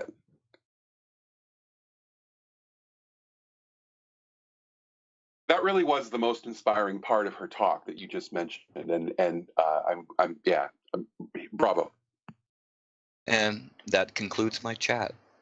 Thank you for listening, everybody. Now let's talk about what's been talked about, or we can go on to other stuff if you like. Yeah, that's the twins that Kronos talks about all the time, right? But she goes into it talking about it as being separation of what we think as us having a separate consciousness from the conscious field that most everybody has as an intuition I that love the two cups. we're Yeah. not. There is another consciousness out there, and we're also part of that consciousness, and I call that God. I call that and how those conscious thoughts work is along Tesla scalar waves and creation of the universe and creation of galaxies and creations of suns and gas giants are all Z-pinch events on these highways we call Birkeland filaments, Birkeland currents between galaxies, creating a brain-like structure out in the universe that we can't see with our eyes, but we're starting to see with telescopes, and we're starting to understand this universe a hell of a lot better than the people that came before us. Even the people like Watt, Maxwell, Einstein, especially the guy that invented uniformitarianism. Oh my God, I can't believe how much is wrong with that. Alvin bin Senna, 934 AD. I just wanted to reiterate, except for that, Thomas Hardy later. What she actually does is use all the tools that we're talking about, the concepts and the ideas of the electric universe, and she just like lays them out on the table and starts building stuff with them, conceptually speaking. But she really does present things in a really interesting way, and I didn't necessarily understand or agree with everything she said. But she wasn't lying. I mean, this is a woman who's really taking these ideas and applying them, and that's exactly what I think we hope people will do. Was like, what are these new? How do they apply to medicine? How do they apply to farming? How do they apply to cosmology? How do they apply to personal well-being? And that's what she's done here, and that's what I was like. We were already on that path, like in the 1800s, like we were starting to use electricity for farming. We were starting to use it for other things, and then suddenly it was like, oh no, that's just silly. And it's like, what? I maybe a consequence of the chemical industry. That wouldn't surprise me at all, because the chemical industry, we gotta, I mean, it's hard for us to recognize it now, but that was the future. Like in the turn of the century, 1900s, basically that's what made Germany a giant, was its chemical industry. And after the 1920s, suddenly you had an array of colors, because you didn't have to use beets to make color red, cloth red. You could actually use red. And we have a selection of 43 different reds, and then things start taking off that way. Fashion, of course, and yada, yada, yada. Things just go nuts. I like cayenne because Porsche named it after that. Well, you get the idea. There was this the idea of what we could do with this new technology. I mean, we invented rubber, like not actual rubber from the tree, but we actually vulcanized rubber, and all this other technological advancements that we were making just over and over again really quick would make electricity, it would sort of relegate it to the quick things that we could make money off of, such as broadcasting and so forth, as opposed to we shot ourselves in the foot there so hard. I mean, we invented JFETs and MOSFETs in the 1920s, and because of the holdup that they didn't want to use those because RCA refused to pay for the patents for them, they had to go out and invent BJTs, which are current-based, same things instead of voltage-based with capacitance, which the MOSFETs are, and therefore less efficient. And that became finally replaced vacuum tubes. But they still wouldn't go to MOSFETs, and only in the 1960s, when the patents are pretty much gone, did we just steal all that guy's work and then use them. Like, I'm like, what? These things are like the most awesome things of ever, and they're like, yeah, but we'd have to pay for them. Blows my mind. Are you guys familiar with quantum gravity research? Usually anything with quantum, I just go to Star Trek and leave it alone. But it's like the E8 Lie group and E8 lattice. It's Yes, I'm familiar. Michael. well, some of the things that we're talking about here today with respect to like what is it, like inertian and the quasi particles and things like that are touched on by these guys, and yet I wonder if there's any communication or connection between electric universe theory and some of these ideas at all at this point. I don't know, because I don't hear other people talking about them. That's a good point, Michael. I'm glad you brought it back to geometry here. I've been studying them for quite some time, and what they propose is that everything's coming out of space-time geometry, and everything is an emergent property. Space and time itself are an emergent property of quantum geometries, geometries that precede space and time, that help in the facilitation of making the fabric itself. And I think that it is beautiful the way that they talk about it and present it is eloquent and elegant. Yeah, that girl is hot. The whole thing is just it makes a lot of sense. And when you look at Lisi's model there, who used to work doing string theory, and it's kind of like a string theory model, but he left the string theory field and got into this, and it's very similar to how the Doherty set works and is structured, because you can take it apart and move it around, and I like the direction that they're going personally, and how it connects directly with the electric universe is the fields that they're talking about. They are generated from the sun, and they're Birkeland currents. So what they're talking about is these quasi-crystalline lattices, which are Birkeland currents. They're just calling them something different, which is exactly. This is what I'm trying to.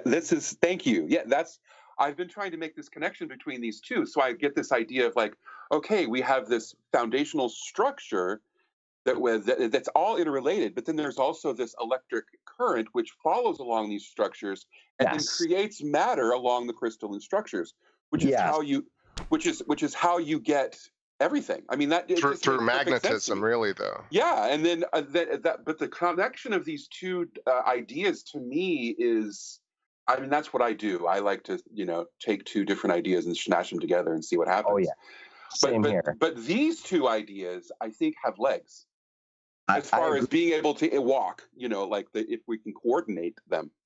Right, I agree. I've been looking deep into their channels, and actually, if we look back, probably about 6 months ago, I was talking about this, but I think everybody thought I was crazy. And now I think we're starting to see, if you add into Terrence Howard's geometry, he actually started building these little vacuous type of hyperbolic geometries, and this is what it all is. It's these stacking, twisting. This is what Plato was talking about, and about with the Platonic solids spinning causes gravity and reality.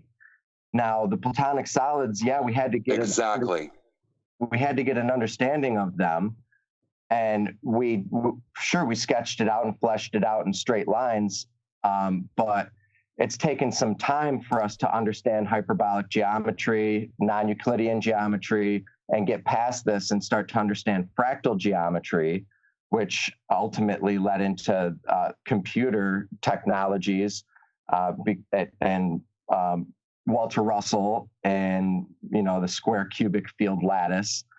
And you look at these geometries, and without a doubt, you can sympathize with them. And that's why we call them sacred geometries, because you look at them and you're in awe. Immediately they make sense. Exactly. Immediately we sense resonance. We sense that resonance. Yes. I'd love to jump in here, though. There's this idea that we're separate. I love it when you jump in. we're Before we go on, I would just like to say, since we're back at the Aratta video with Lee Hooker, Heather Lee Hooker, I would just like to thank her and Tim Lee Hooker profusely for putting this thing together and giving us an English version of the Aratta people and a possible timeline of, I mean, like I say before, these dates are in question because of these thunderbolts coming down and possibly changing the amount of carbon that is in the area. Now, saying that, they're old. They're older than Sumeria. They're older than China. They're older than anything that's been around before us. And I believe this is the world's first civilization. And it spread around the world, bringing a certain group of people around to not control, but to guide, like Lee says, and spiritually help them out and help them understand the nature of the universe. And this is the secret knowledge that a lot of places like the Illuminati and the Masons and the a lot of schools Saturn in Egypt stuff in Masonry, that carry Rosicrucian stuff, say that they carry this knowledge, but I'm sure that it doesn't go very deep, and they've misunderstood all of this symbology because of the stuff that I've learned over the years. They equate it to more spiritual things than actual events that happened in the heavens, and that's what makes me think that these people don't really understand even what they're looking at and what they're following. I couldn't agree more. To begin with, I was actually going to wonder. I can tell you when it happened for me, but now that we're all here and we all have a chance to just, I want to ask you generally a question, maybe even the audience. At what point, when this is the point I considered that I was no longer in the same paradigm I was, the conventional paradigm, when the symbols that I was seeing, pentagrams, crosses, whatever symbols, I would go through some conspiracy video and about Masonry or the NWO or something, or Illuminati, and they would show me a bunch of symbols. They would tell me these are supposed to scare me, and yada yada.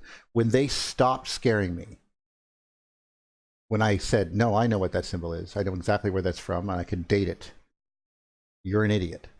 That moment was when I think I switched paradigms. And I was wondering if anyone else had that experience. Those symbols now are no longer have any fear, no power over me, I guess the word is. Symbols of an alien sky did it for me. As soon as I saw that, I went, wait a second.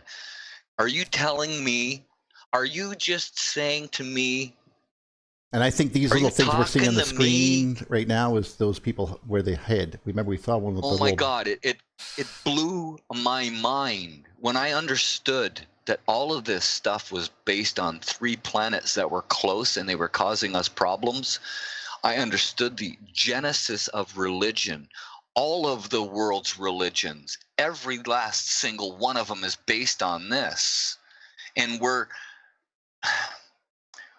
fumbling right now, folks. We're fumbling. We follow this religion 100%. You're willing to stick a knife in someone's chest because they don't believe the same thing that you do. No, we need to stop that. We need to stop that kind of thinking. We need to let people have their own thoughts. I am sorry. I'm all for more blood for the blood god. Rah. Who's with me? But that's the way it was, and we need to change that with the understanding of the polar configuration and the electrical interactions of these planets, and the knowledge that this universe is electric and we're all connected together. You are me, I am you. Yes, I think you just quoted Buddy there. Everything. Can I try and go ahead? Here? All right. So I'm going to take this back just to quantum mechanics for 1 second, because all these experiments, this idea that the experiment can do work on itself, just really defies all sort of logic. So this idea that we somehow are in a conscious field doing experiments on quantum particles, quote unquote, in quotes. Well, they think they know what they're talking about. Let me finish one. Realm, but Let me finish the thought. 1 second, please. Sorry. So this idea that we can do this experiment on ourselves, it's like this real old idea of Zen, the fact that the fire cannot burn itself, light cannot know itself, really. So there's that, and then 2, that all quantum particles are basically along filamentary Birkeland currents at the tiniest scales and the largest scales. So this is really what's missing from quantum mechanics in general. If you ever see any of these videos that they talk about, they never talk about basically through the center of all these tiny quarks, muons, up and down quarks, gravitons, Higgs boson, that they're really along branches. They're being powered from the externally. I mean, it's not actually such a huge mystery. So, and I also feel so quantum mechanics, I think they probably know this, and if you said it, you'd have to end the movie. Well, So not only quantum mechanics, it's the funding. same with the electron, it's the same with the photon, it's the same with the atom, it's the same with charged particles, it's the same with a chunk of matter floating in space, captured inside of a magnetic shell. It gets charged supplied to it from the sun that it's in. It goes up in scale. These magnetic field lines that you see when you sprinkle iron filings on a paper extend in a torus around that magnet. And Just an FYI, the energy from the sun comes out and flows along these magnetic field lines and connects to a piece of matter that's in that area, in that charge of that magnetic field line. And that's how the planets, I think, are situated and sorted out in a solar system.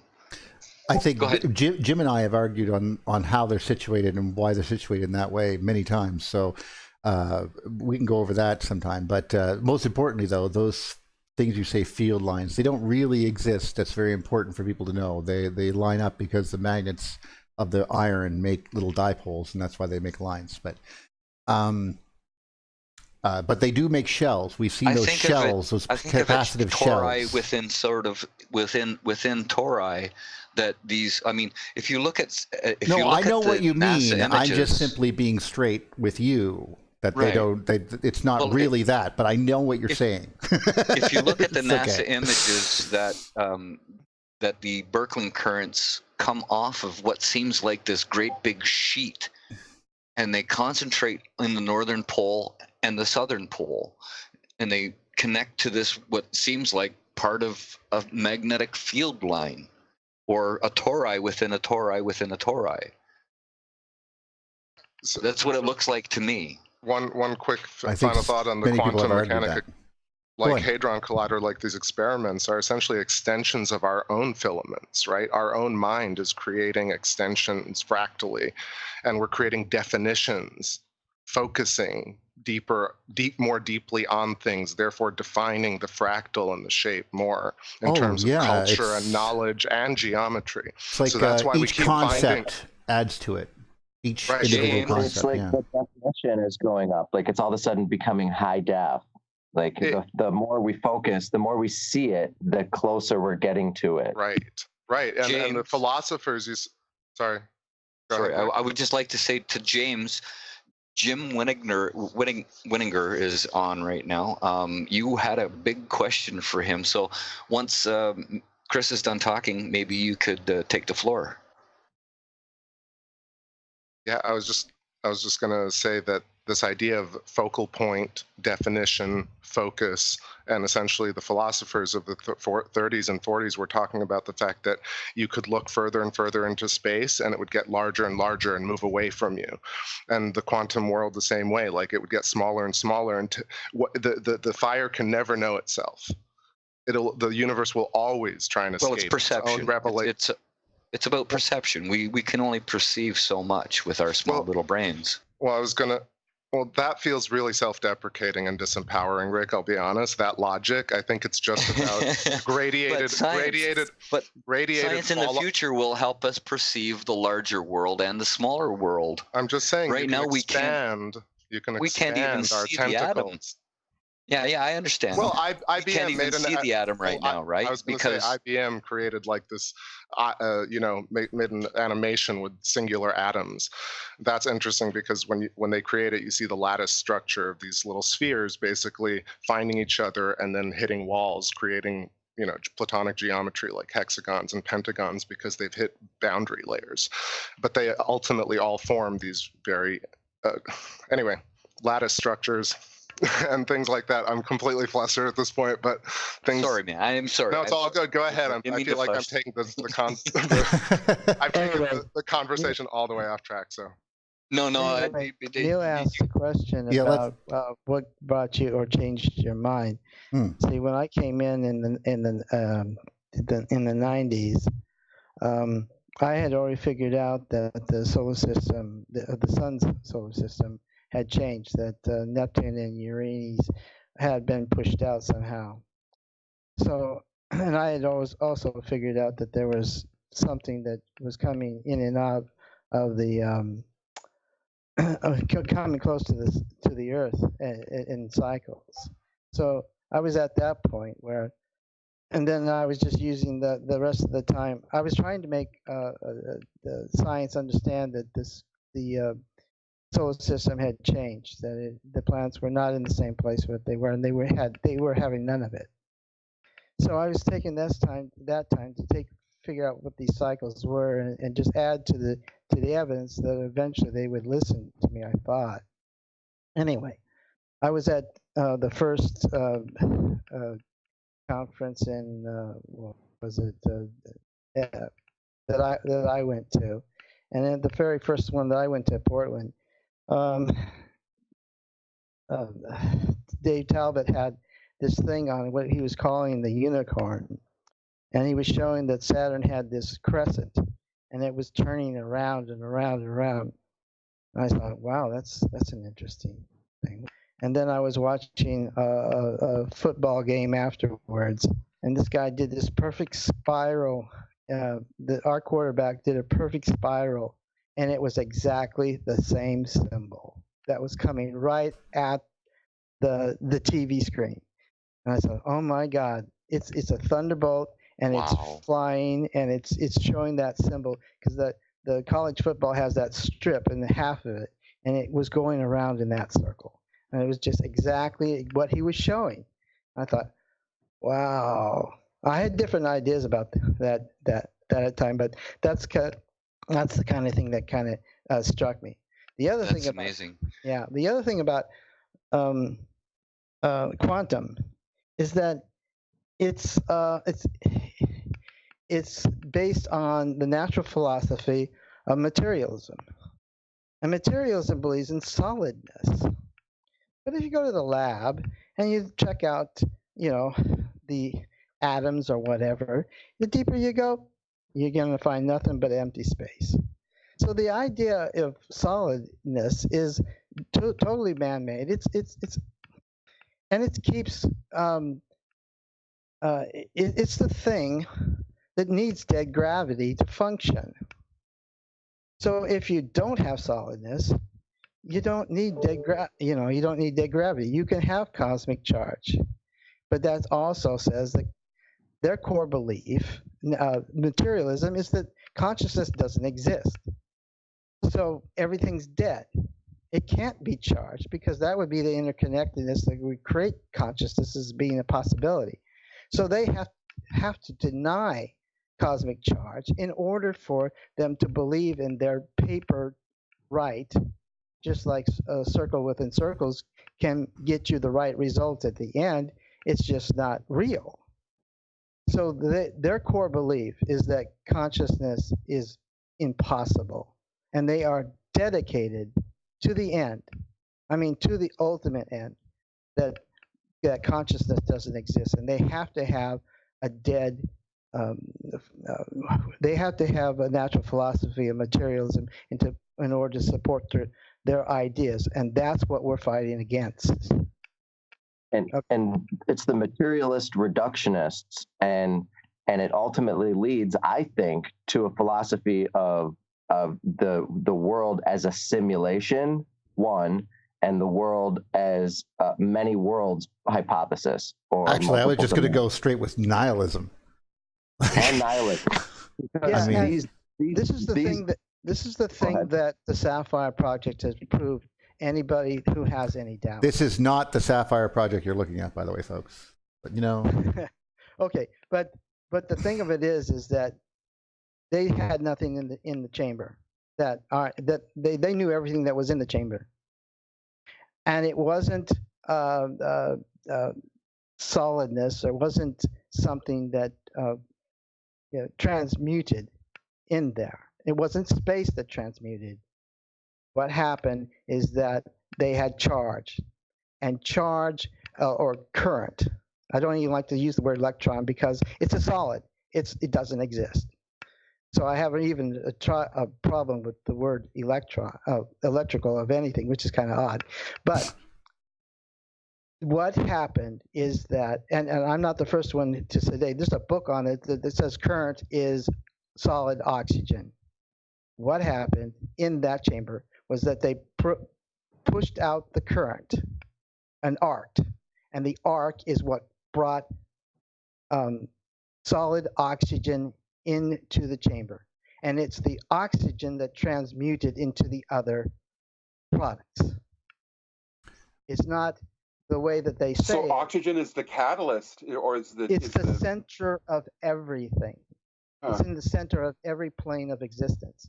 And that is what makes the simulations that they have, the geometry, which follows the magnetic lines. We know it's not the magnetic lines that creates the thing. It's the current. Is it not hydrogen charge. as well? It creates everything. Oxygen creates everything. Most of the planet of the Earth is oxygen. The second part is carbon or sand. And that's what they created most of. well, yeah, we get besides silicates then. Right. Oxygen, when it splits, will turn into carbon. No, or that's adds whatever. no, transmutes Ido Cal was talking about that, specifically the idea that in fact we had a large debate not too long ago about what happens when you have if material was instantly transmuted into another object. And you're denying transmutation, or are you denying in the Sapphire Project, or are you saying the oxygen is a catalyst? Because from what I understand from this thing is that basically it doesn't take much to transfer biological materials, which are similar in construction, to silicates. In fact, no. I'm not denying transmutation. Oh, I'm saying that it was the arc, the current that created the oxygen, and then the oxygen transmuted into all the other things. That's what's happening. Gotcha. Okay, we should probably. That's a revelation. Just in case anyone is wondering, we happen to have an opportunity to have the Sapphire guys on, so we're setting up a time and date for that. Monty Childs, right? And maybe more. So we're going to make it live if we can and put it in the future. Obviously, we can't do it in the past. That is so exciting. So maybe, James, we can make sure that your question gets answered, or your point of view gets some consideration, because I'm sure they'd have an answer for that, and I'm sure the audience would like to know a bit more about it too. So. Mm-hmm. That's not an end of stop conversation. Please continue.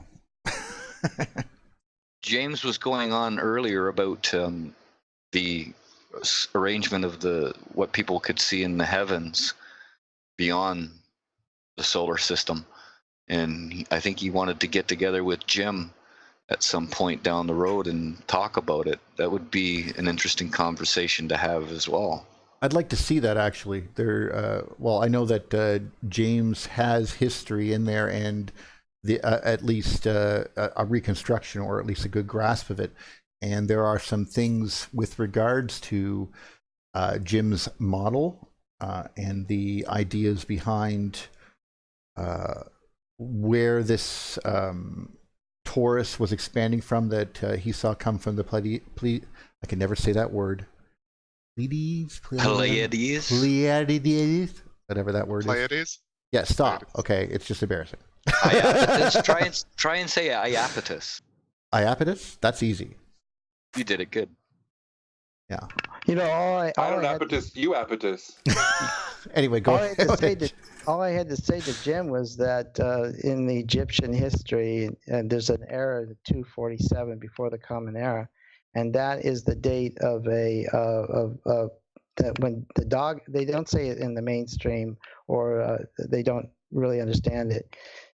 There's a period of time that there was one more, like instead of in 8 years, there was 8 risings of the dog star. There was 9.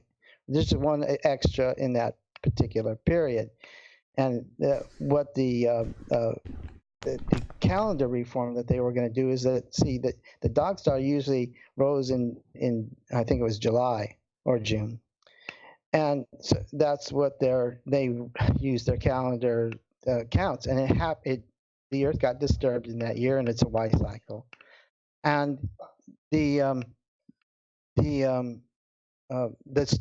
dog star rose in March, and so they started building all kinds of calendar reconstructions and seeing what all this stuff was going on. I mean, they rebuilt their entire calendar, and then something odd happened. The Earth got back to where it was before, and it rose in July again, twice in 1 year. So they stopped their calendar reform and just let it lay, but all that stuff is there. And what Jim was talking about is that the solar system was aligned on outside lines. And this is kind of like what happened is that the Earth got disturbed, and then it went back into its normal flow of things. And the precession has changed throughout if you look at the records, the Indic used 100 years, and they used it in the timeline, in the calendars, and in the how they did all that stuff, and they were not sloppy about it. And we use 72 years, and it's changed back. It's gone into different things. If you look through the records, and I didn't do big, massive searches, and I wasn't in astronomy. I wasn't trying to prove all this stuff. I was just noticing these things while I was doing reconstructions. Is that like in the 10th and the 11th century, it would go like to 66 years, and other values. Not 72 it's not stayed the same. Even in Ptolemy's era, somebody in the I don't know who it was, somebody famous, and everybody's followed him, but in Ptolemy's time they were using a 1 degree change in 304 years. And what they don't understand is that Ptolemy is a contemporary of Antonius Pius, and that's in the middle of the 2nd century of the Common Era. And Antonius Pius, in his 7th year, I believe, he wanted to have a new era. Well, that happened in 147 of the Common Era. He wanted to? Wow, yes, he's lots very of guys arrogant. did. Well, whatever. No, was it a like change in star constellations, like epoch, aeons, type of idea? No, it happened to be in 147 happened to be the 500th year that the Egyptians had changed their 25 Victorian cycle. Wow. So he used that basis as to have a new era. But what he did is that he changed the day 2 into a new day 1 for his era.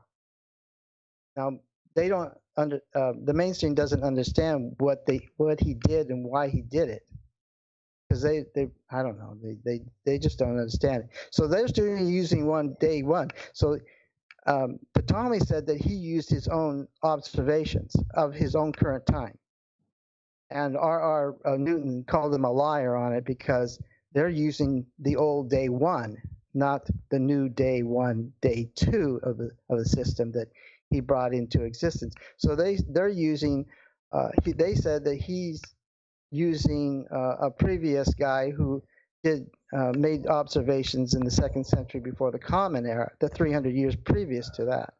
That's why R.R. Newton called him a liar. So, but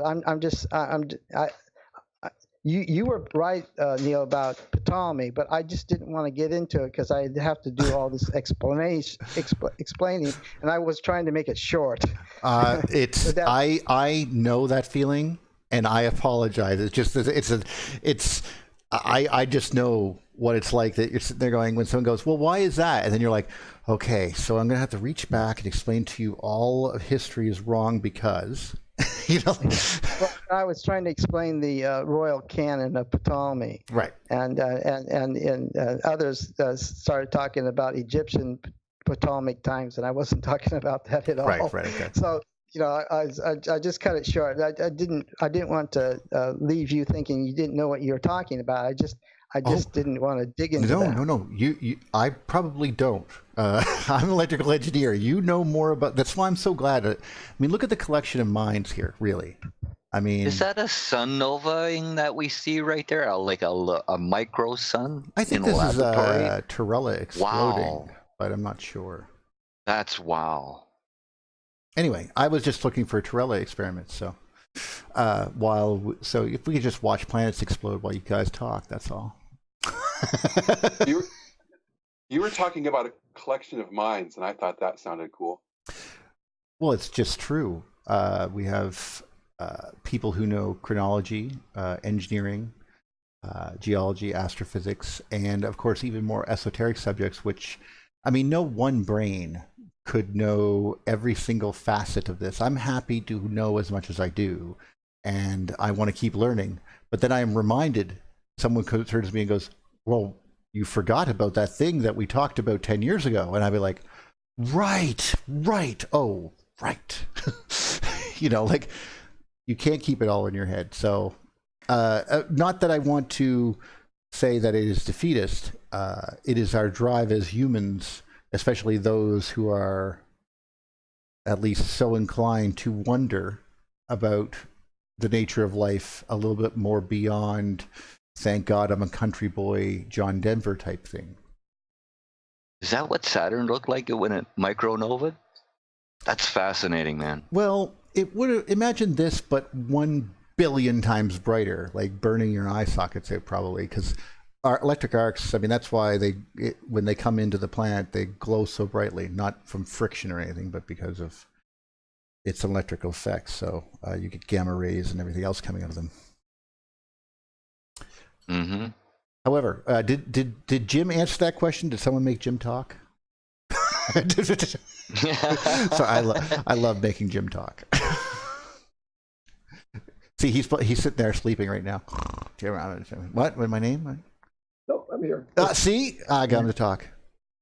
I'd like to mention something about the reversal of the Earth. Oh, of course, yeah. It includes Peter Warlow did a book years ago called The Reversing Earth, and what that has is that uses a tippy-toppy toy instead of a gyroscope. Basically, you can keep the angular rotation, which is your direction of spin. It's maintained even when the object inverts, and he links it into Velikovsky and everything like that. That wouldn't surprise me, actually. I've seen things like that. It's yes, years old. Anyway, right, thanks. No, I'm looking for that now. I remember seeing it, spinning objects in space or something. Or wait, no, you were actually showing the plasma in space, weren't you? Someone mentioned that. I always like that video, so I'll go for both. That's it. Okay. Hey, isn't the gyroscope? I understand it's spinning around and around and around, but isn't staying in one spot another kind of spin? It's not. It's just its angle of spin. In fact, this is actually a really interesting because Gareth from See the Pattern did a whole thing on that particular aspect of it. See if I can actually just bring that right up because it's in our directory. So, well, what I meant was that if the spin. I mean, the reason the gyroscope is steady is because it's aligned, but it seems to me like Jim was talking about is that it's aligned to from an outside source, so that whatever that source is what it's going to align to, and it's kind of like another form of spin, I think. But literally by the current and the right-hand rule, you would be correct. There has to be, bar none. It's an if-then statement. The gyroscope, that's different to tippy-toppy. So that's what you need to be looking at. Oh, sorry. I was just looking at that particular aspect. He had a thing about the gyroscope rotating. I'm just trying to remember where it was. But you said tippy-toppy? I'll look for that instead. Tippy-toppy. What else would I be looking for? Like in spinning, astrophysics? What should I? Earth flip. If you just have a look in the chat. Oh, in the okay. Skype. Yeah. Yeah, I've got a link. Obviously, sorry, it's to a page that I might be promoting, but that's got the videos on there as well that you can. I don't mind promoting your stuff, so that's fine. Gladly. In fact, I knew about this site before I met you, like so. Okay, so there we go. Okay, I see it. Your Perfect. reputation precedes you, sir. Definitely. Well, anyway, continue. We're all on standing on the shoulders of giants, aren't we? So. Well, yeah, I would have to agree. It's only we're getting a little bit argumentative with regards to things that seem to go esoteric, and I can understand that. If I thought about it, I would be just as mad as Schrodinger was. Like, I'd be flipping over the tables. I'd be so mad about the idea of taking something like gravity and removing the equation from it, like to relegate it. Like, I mean, to make Excellent a magnetic point. field, I need to do something, and I need to generate flux, and I need to sustain it. I need. There's a series of things that need to happen there, and same with electric current or electric field. I must do this. I must do that. I must have so many coulombs. And of course we can play with that, and we've done enough studies over the time of our lives or as human beings to know this. But then to suddenly go, well, there's a gravity field. Well, what powers it? Shh. Don't talk about that. What do you mean don't talk about that? Well, we can define the field, but we don't know why it's there. What's generating it? I mean, like A Birkeland current. Well, even more than that, though, there's an engineering principle like we've talked about before, and Andy would back me up, I'm sure. It's like you can only dump so much energy to one thing, but to be generated, it has to come from something else. So it's called max power theorem. If you want sound to come out of those speakers over there, you must have 50 amps of sound. You have to have 50 amps of heat coming out of these amplifiers. That's just the equation, right? And so where is this heat going? What is the heat that is holding the moon there? Are we volcanic because of the fact, not because of tidal forces, but because the conditions on the Earth are such that we have a giant friggin' moon there? Because the moon is not our friend size-wise. I mean, it's huge compared to any other moon. The only thing that comes close is maybe Charon and Pluto. The other thing just is ideas. Sorry. The other thing Actually, is some of space. Jupiter's moons come close to the size of the moon. So No, but Jupiter's huge is what I meant. It doesn't have an issue there, is what I'm saying. Yeah, and the thing about charge is that they say if it only happens on the Earth and the space is not charged, then the space is going to suck the charge out of the Earth. I mean, you can't have a system that's not charged. The whole cosmos has to be charged in order for a charge to go and run around. Otherwise, there has to be there has to be a balance. And this, I think, is very similar to what Arp was saying when he was saying that galaxies mature. They build charge and begin to migrate closer to their parent or whatever. He didn't know the mechanics of it, but the general gist of that is that there is density of material, electron density, or material that has been pinched together to actually have mass, that type of thing. And we are, if the field of the sun was suddenly impinged upon by something else and shrank, well, that would, the same amount of power would be there, but suddenly it has 1/8 or less of the surface area to do all its work in. Well, suddenly it's going to be a lot more energetic. And these are the types of things I think about when I look at the center of the galaxy, Sagittarius A, and see all the, will look like plasmoids, but these things are the size of an entire solar system. So they're being impinged upon, I think. And this is where it has to do with basically whether or not you can see something and whether or not you can actually observe it at all, simply as a matter of current density. That's right. it. And Sagittarius A was just in the news. It brightened in Nova, didn't it? Yes, actually, that's actually one of the greatest things, because if we remember, again, see the pattern, Gareth did a wonderful thing on it, but the end result is, with Eric Lerner's work, we know that these plasmoids take a while to charge up, and then they become too charged and must release this magnetic energy, and it does so by spooling down and shooting the rays north and south, as you do in a dense plasma focus. So this just happened, basically, and it should happen again every so many years, probably like a geyser. That's basically all we are seeing, except it's not a boiling situation, but it's a magnetic situation, magnetic confinement. And we got to remember, these plasmoids are especially the plasmoids around the center of the galaxy. I mean, they have the entire magnetic field of 75 plus light years in either direction, spiraling down upon them. All of that material is crossing magnetic field lines, every single charged body. And as it does so, it constricts that plasmoid even more. And I know that sounds ridiculous, but it's, again, an if-then statement. There's no time delay in this equation. So, which is, again, something we're not supposed to talk about. Because if you go into the electric universe, immediately instant communication becomes part of the friggin' equation. One side of the capacitor knows what the other plates, there's no time delay on that. It's instant. If that is that, then that is that, period. It's the interconnectiveness of consciousness. That's what I'm referring to. Yeah, whatever it is, as James would say, they need a mechanism to remove everything, to be dead, to be inert, to be like, we just say that we're made of carbon atoms. Well, what's the difference between carbon in our bodies and carbon soot?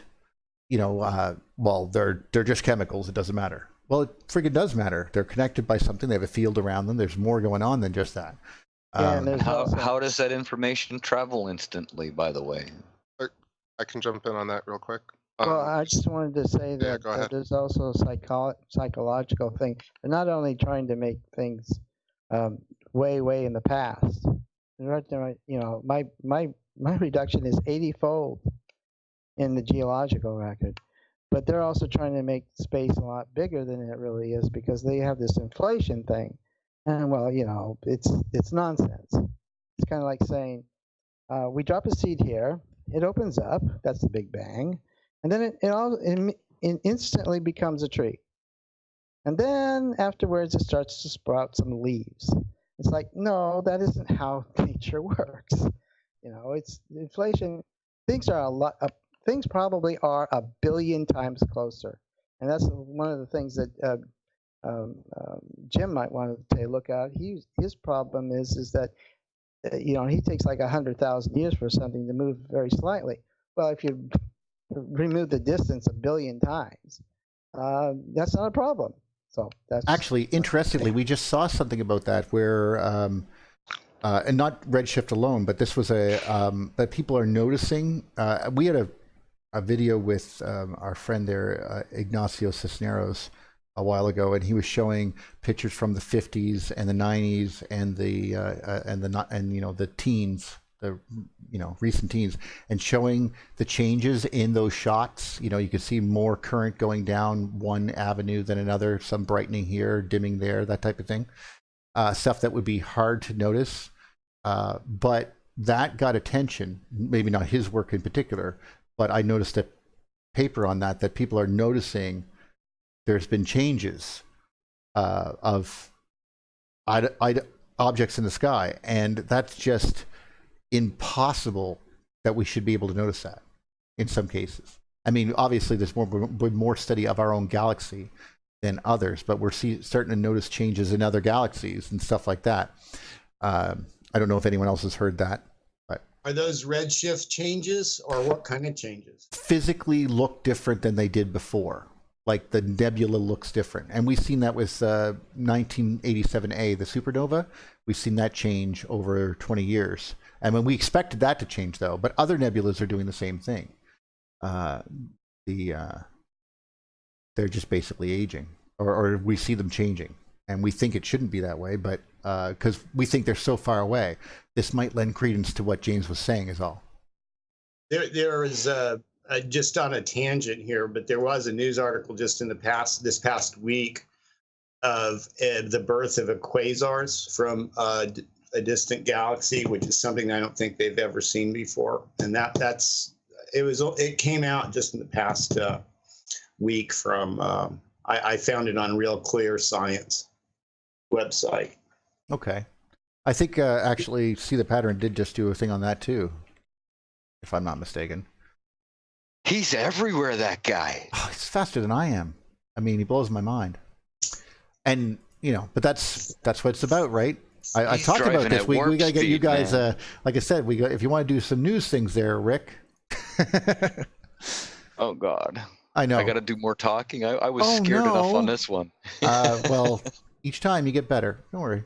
We all get better. I mean, look at anyone goes and watches my first videos, they're going to be laughing their ass off. He goes, "You call this a video?" So get your sound together, guy. Anyway, I'm being too hard on myself. I was mumbling, and oh God, I was brutal. Still, well, let's finish up. Better than I was. Oh, you guys are so hard on yourselves. Well, I listened to myself. I go, "Oh my goodness." Thanks, James. I was born perfect, so I don't know what you guys are talking about. No, Neil, if you're driving, Buddy put a great render in the Skype channel. Oh, I already put it up there. Yeah, this is amazing. I know. Look at that thing, eh? This is really what space looks like. Just give me a second there. I'm gonna stop that one. Okay, down back. Okay. Yeah, we see the little pinpoints of light along these strands in terms of planets and stars, asteroids, meteorites, etc., and Earth. And yet around all these tiny points of light are these structures. Actually, we were talking about that exact thing with one of the thoughts of if we think about that disk in the middle as being a, say, solar system, and we go right to the very center of that, we would see, as I've pointed out before, the idea is that these currents are actually not as confined as we might think that they are, because they would fan out outside of a magnetic field. If they have no magnetic constriction besides the quote-unquote force-free flow, which would be in a very loose turning to the left type of idea, they're going to expand these quite currents big. go anywhere they want because they are more powerful than a magnetic field. Oh, well, that's not what I meant. What I meant was that the magnetic field that happens to be pinching it down around the sun, because the sun has a magnetic field, and of course Jupiter has one, and so forth, would redirect the flows to the poles, just like the aurora does. Just like the galaxy has those lobes on either end. You can see that effect with, let's see if I can bring up galaxy lobes. Just so that people know what I'm talking about. Galaxy radio lobes. Buddy, are you still on the call? Yeah, he's right there. It's called the universe's largest structures. Yeah, I am, but the question. conversation already. Yeah, go ahead. It's just with respect to design and my understanding of how things work. You've got some concentric circles outlining various reiterations of the shape as the pinch and the expansion occur. In the second circle back, it looks like it would naturally connect to the underside of the previous circle there, but you have it below. And I see that you repeat the largest line circle around that you see repeated, 4 or 5 times in infinity there.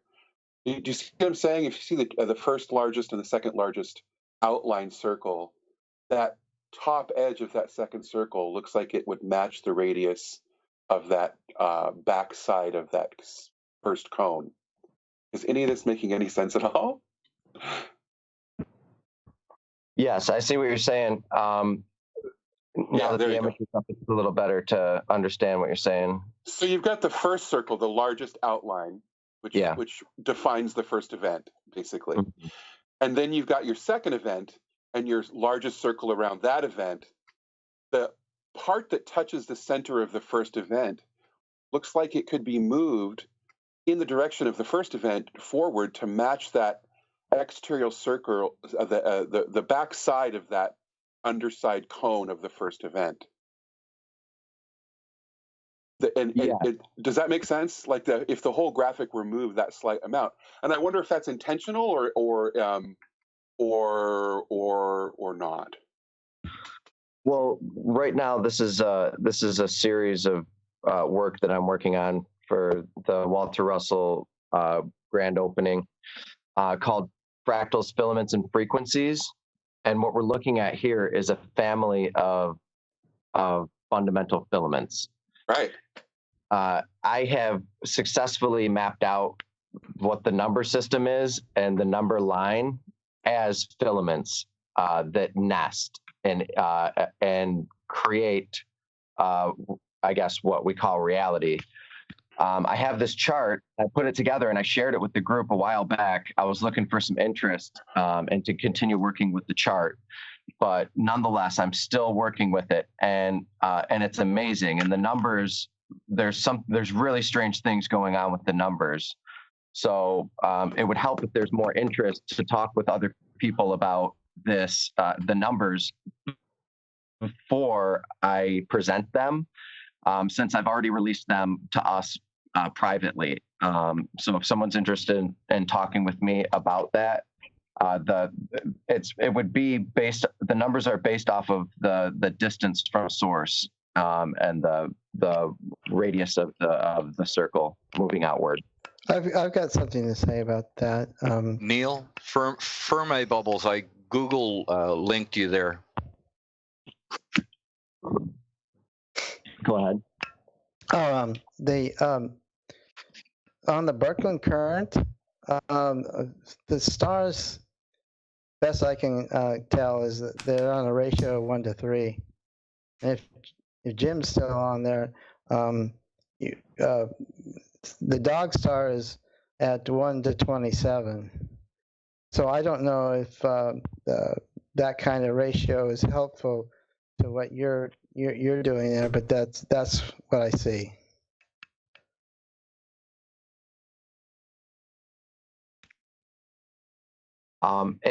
This is just the first filament. So there's nested thirds, there's nested fifths, there's nested octaves that I don't even know what they are. As far as musical notes go, they fold in these ways. I just sent another image, but it needs to be rotated. But either way, I sent it, and it's showing more how they are nested coming right off of the source, and they pair inside of each other. Now you can see the concentric, and I'll start off with, I showed this to Don. I showed some of the stuff to Don Scott, not this current stuff, but the other stuff that I was working with, and he validated the model as a Birkeland current. These are what I'm working with are Birkeland currents, according to his models as force-free field line currents.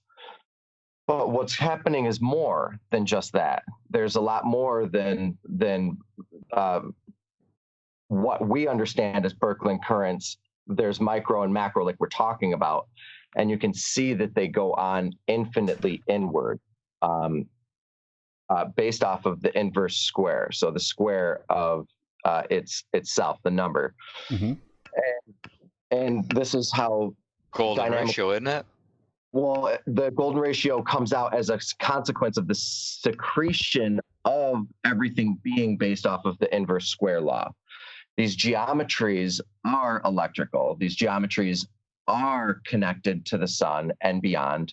And these geometries and these filaments nest and pair in ways that I'm not familiar with yet, but I'm discovering more and more every day.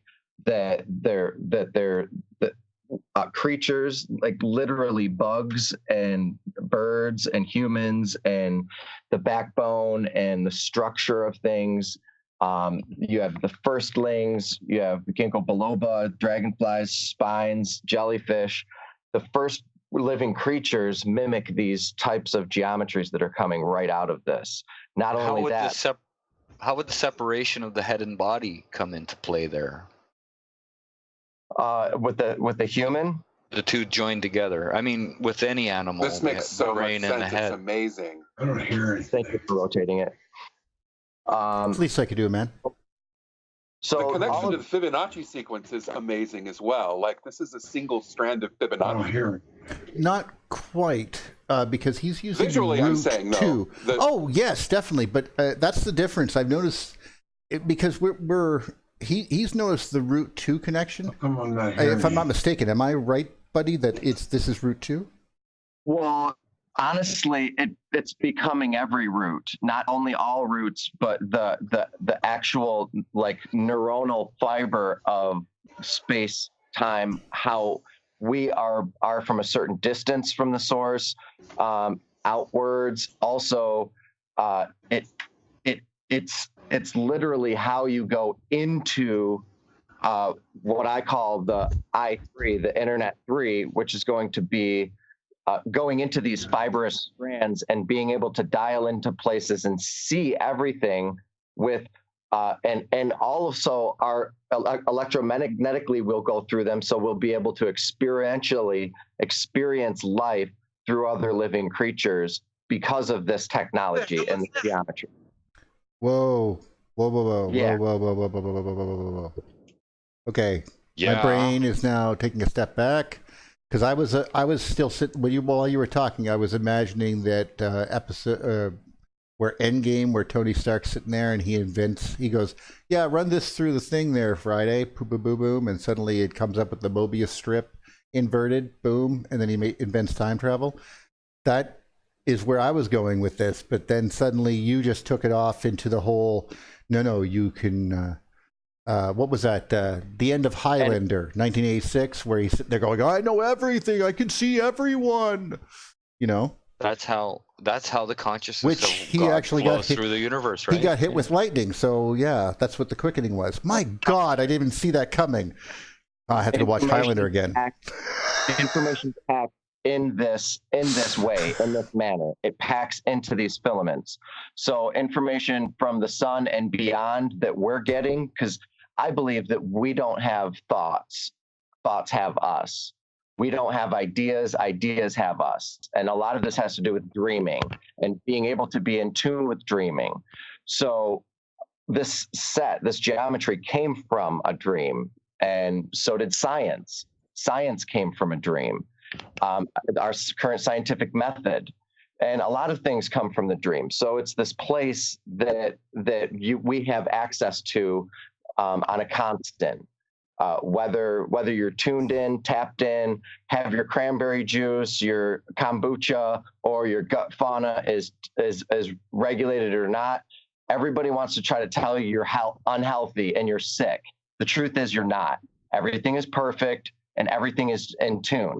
And everybody wants to smash. There's a lot of people that want to smash negativity down your throat, and that's why Americans are so overprescribed to medications. But things are good, and we don't know that things are good because we've lost interest. And there's so much to be interested in that we just throw it aside because we're overstimulated. Isn't it more so that people aren't encouraged to have their own conviction? It's mostly that people are overridden with all these the systems of power that tell you because people have a billion views on YouTube, therefore they're good. So people try and be successful instead of intelligent, and so they try and follow instead of lead. Literally, you just defined news. Like, right. That's why non-profit news tends to be more objective, as crazy as that sounds. But news is It also explains commercialism, because if you have the most stuff, then you're the most safe. But then again, you're dream too well. but the most zen is the one who lets go. No, you're most, right. You're right. Hey, buddy, But when you think about I got to it, tell you, buddy, this is amazing stuff. This is like why I do this. This is Actually, yes, I agree. yeah, this is exactly how I want to understand the universe and the drawings, and it makes. I am so excited right now, to be honest with you, that I feel you're drawing what I am thinking might be and putting it all together. I watch a lot of videos and I read a lot of books, and I'm trying really hard to keep up with y'all, but I'm excited to see that this actually makes sense to me, and it's highly resonant. You know, I believe when we are in contact with things that are of a deeper truth, that we have a sense of oneness or a sense of relationship with those things. And the images that you're putting here on the screen have that with me. There's a resonance and a sense of relationship I have. hopefully not these images, but it's a familiarity. It's a familiarity I have with the images. These are ideas that I have in my mind floating around that you put on paper, and it's extremely exciting. So that's my rant. That's it. Well, I'm going to rant next. I'm going to rant next. Seeing these images, I have nothing but love for everybody, everywhere, including aliens. wow, Picard's happy. There's an interesting that Bud's video that I was watching. I'm just astounded by is that he does these vibrational things with sound, and it turns into a perfect circle basically. And then down the line, there's another perfect circle that comes right into it, right next to it, smaller one. And I think that's exactly what Jupiter is doing to the Birkeland current that it's circling around, and it makes the sun. Because I know the sun disappears at times, because I've seen it. I've read the records. The sun, poof, gone. And if the sun went gone, okay. Thank you guys. Oh no, you deserve it, buddy. I'm just saying. In fact, you have a whole channel, don't you? Like, I want to make sure you can pimp that out right here. I do have a channel. I'm slowly tiptoeing on releasing this stuff, because there's literally a lot of, I have hundreds of thousands of images, and I'm writing with invisible ink on them, equations all over them right now. Like, that's what I've been doing while we've been talking. Right. So it's really the when you see more of them, you'll really resonate with them, because it is what's going on, and it is formative causation, and it is the cyclical ideas. Our ideas cyclical, cyclical ideas of morphic resonance and morphogenetic resonance from creatures, their ideas, how they move, just in general, ideas and consciousness most likely collapse and use the same geometry because it is the most efficient. It breaks down. And this, like I said, as you see all of these filaments as just one, you're looking at the fundamental filament of 1, 2, 4, 8, 16, 32 doubling, a cascade doubling. And when you see the other ones, you'll see that there's a tightening, and everything. What we see on the topology of rocks, and we often mistake as electrical scarification or electrical scarring, is just a minimal energy configuration of pressure and the release of pressure. And wind can do it, water can do it, any type of pressure system can do it. So just in general, I'd argue with you on that, but I'd say they are similar. These are pressure, compression, and rarefaction.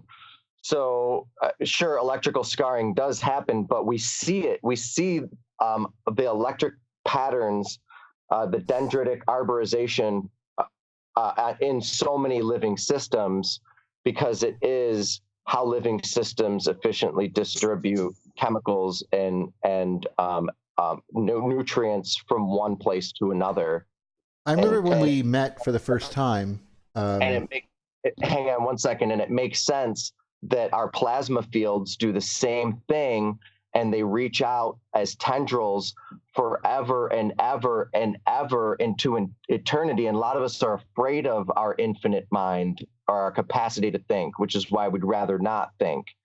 But I encourage thinkers, and I encourage people to realize that these are the mind fields. And buddy, I think you amazing, 100%. You have blown me away in so many cases. But when I look at this, when I look at the people here, I'm pretty sure that every single person here has at one time were probably 6, 7, 8, 9, maybe. I don't know how old you were, and you were thinking about infinity, and your brain broke, and you had to stop.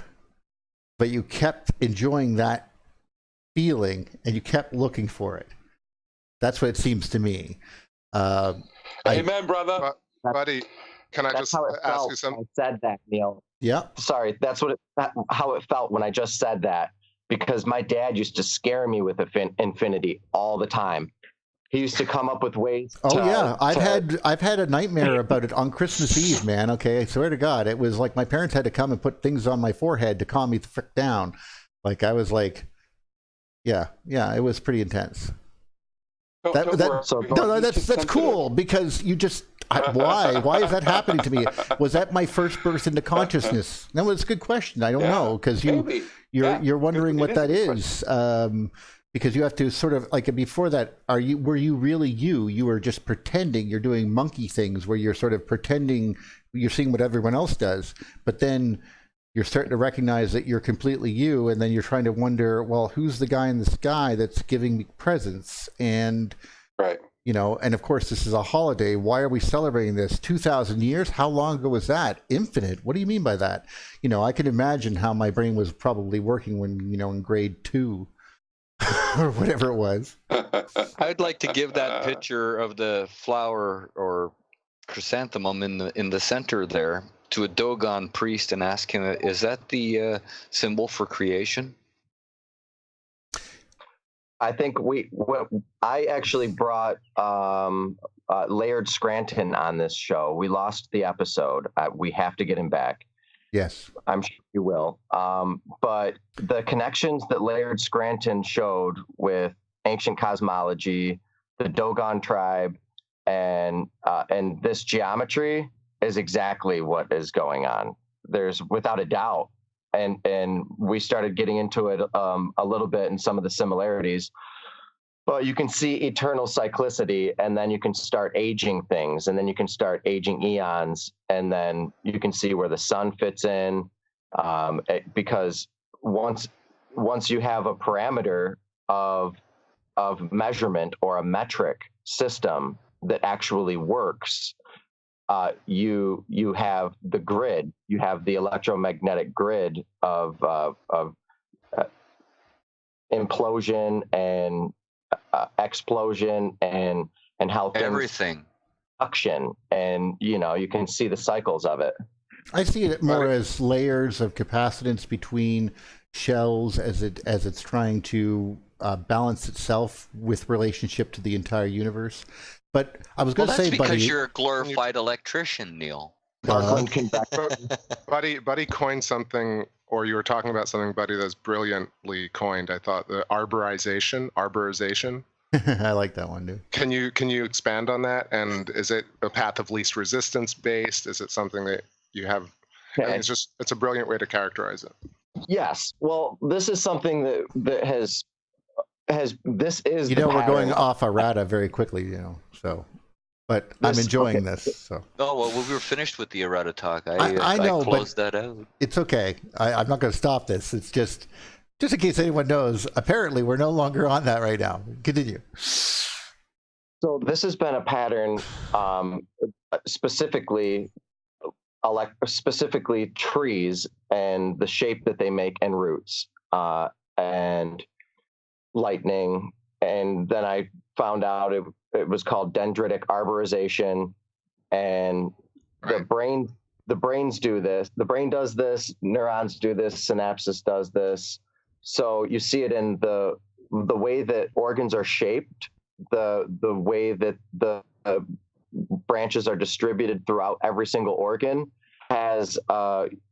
usually has an in and an out, or several ins and outs, and this creates the pattern of the branching of the lungs. This creates the pattern of the branching of our cardiovascular system, the heart, how it pumps out to the smallest, tiniest veins, and the circulatory system. The heart's not strong enough to do that, so it's done with microvortices. And the heart is a vortex. It's a helical vortex. So it's humping and throbbing the now, and information, and your thoughts. Your heart thinks first, and it's more in tune than everything in your body, because it reaches out first, and it can understand things before you know it's there, and before you can even think about them. Right. I put a picture in Skype. Our local supercluster basically looks exactly like this. As far as it's been mapped, it essentially looks like this dendritic arborization, which replicates our neurons and mind went in a replicates different plants. spot, obviously. It's a pattern of diffusion. Pattern of diffusion. It also looks kind of like the heart. It is. What is it? A diffusion. Diffusion limited aggregation is what it's called. Right. Yeah. Well, but when you're looking at this now, you're looking at this picture here, and I see current pathways. Obviously, we're seeing them running along there. We have to recognize, you see how they're spreading out. You could almost see a squatter man in that picture. Well, Neil, could you go back to the earlier picture? I want to point something out, because it goes back to my talk in Bath. Oh, yeah. Go back to the before. I think it's one or two before this picture that I'm seeing now. We're still recording, right? On some method? Of course. We're broadcasting live. Oh, just making sure. I thought you said it was off live. No. Let me know if it pops up. I'm not sure what you're looking for. Maybe I'm not current here. I still see the same thing on my screen. Well, what I was going to point out, it showed, it shows the Birkeland current that you're showing here, except it depicted it as a series of hyperboloids with toroids around them. Oh, that's Buddy's picture. Work. Yeah. Is that Buddy's? Oh, I'm sorry. There you go. That's the one. Or this one. There you go. Yeah. Well, I don't see it yet. Am I still sharing the screen? You guys still seeing my screen, or no? Look in Skype. Yeah. Okay. Andrew. This is the same thing I talked about, Neil, in Bath when I talked about mesocyclones, because it takes the same formation, which is a hyperboloid surrounded by a toroid, and that's what you were in Buddy's picture showed, a series of the hyperboloids. Right. So I showed how those forms. If you have a dipole of currents, straight currents between the dipole, and then you give the center a twist, which is what the toroid does as it gathers around from the right-hand rule, then it will twist, it torques that center, and then it curls it into the hyperboloid shape. And that's how the hyperboloid can be geometrically achieved, from a bunch of straight lines. And it comes from the electrical dipole. If you have a voltage gradient, they will create a Birkeland current naturally. This is Andy, right? There's a guy named who goes by YouTube Scientifically. You may have seen him. He I've talks spoke about to him several times. yeah. He talks about the double helix, and that's what this is as well. Yeah. Yes, I'm familiar with Scientifically. He has a new channel called Scientifically 2. And coincidentally, as you know, if you listen to him, he claims he gets his information directly from God through dreams, I believe. Actually, that was one of the Yes, I that's don't true. want to say issues but it was like It makes him okay. hard to listen to. Well, because I want to get information from him, and some of these people, as brilliant as they are, and I'm not going to name any particular names on anyone, are sometimes their own worst enemies. But you know what? They are also prolific, and they attract attention, and they have stuff to say, and even if they don't quite understand it, they really want to share it. So power to them. Please allow me to steer the conversation right back to what you said there, Andy. And if Neil, if you could go and open up Sonobiology on Facebook. Sure. There is plasma works using the same geometries over and over, and it repeats it in fractal recursions. So you can see, like on Jupiter, like Andy talks about so beautifully. I mean, I just love how he puts it together, and the vorticity of multiple cyclones and mesocyclones. And so if you go to the front page, the bullet icon itself of Sonobiology, right above the picture above Sonobiology. Yep, sir. This? Yes. This right here shows how plasma. Sorry, I'm showing my Facebook to the world, so I'm freaking out a little bit. But go on.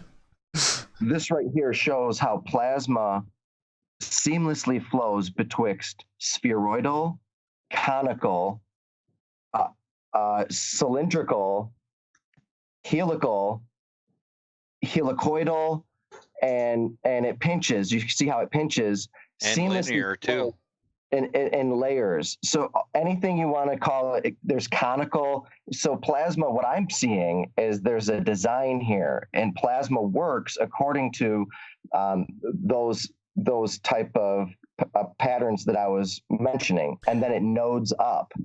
It works from these type of networks into nodes. And so for every single node, for every single atom in our body, I would say there's lots of filaments powering every single atom in our body. That's a side statement, but you can see the paths of what I'm talking about here as far as plasma morphology. I wanted to point out when we first met each other, I remember the conversation was about something very much along these lines. You were describing your patterns, and because they were so close in relationship between the speed of induction, which is something over 2 pi, I can't remember, but it's about 1.6 or so faster than the speed of light, and there's a direct relationship between those two, obviously, because induction has to happen faster than light, otherwise light can't be light, because it's induction that does the light. So it has to go around that circle, if you know what I mean. You just broke my brain.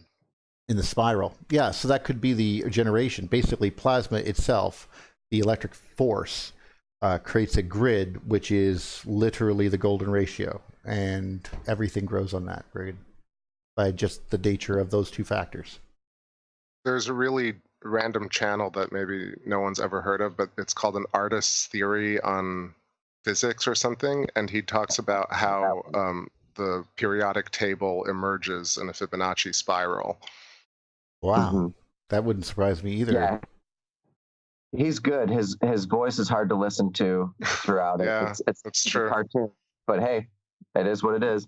Well, I like the idea that essentially what he's referencing is this Z pinch, right? And that reality exists at this frame of reference between the two cones. It's very electric universe stuff. Yeah, but we should. He has his own thing. Well, there you He's go. right What is on. that? Artist theory of physics? Is that what it's called?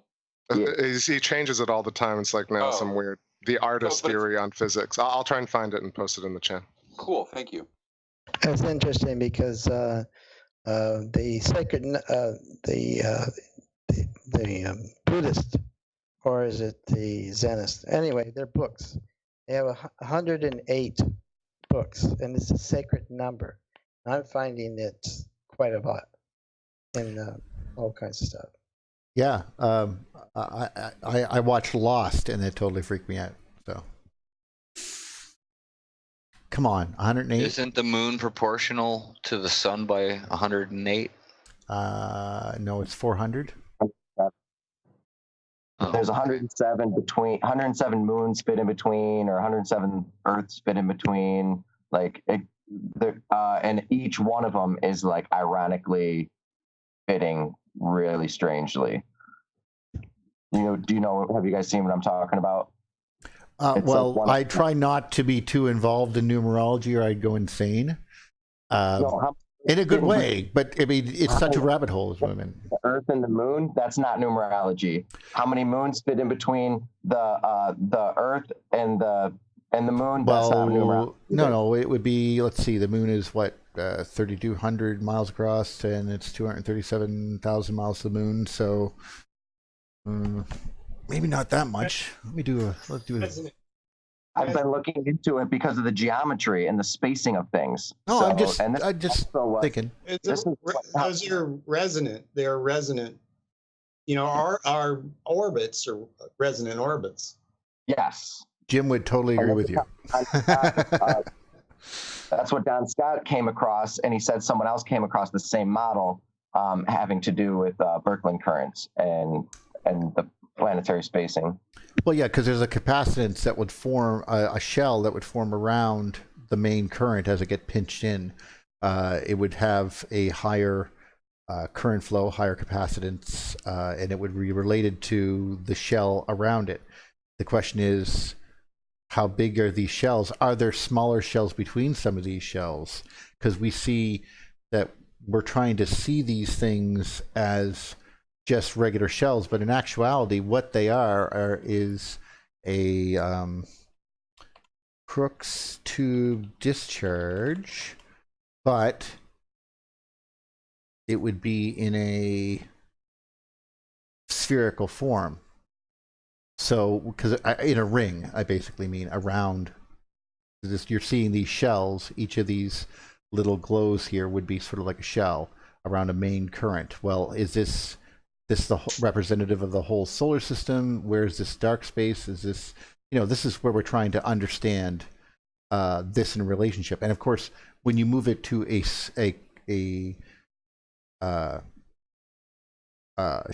spherical shells, it's even different again. And this is what we're noticing with sapphire.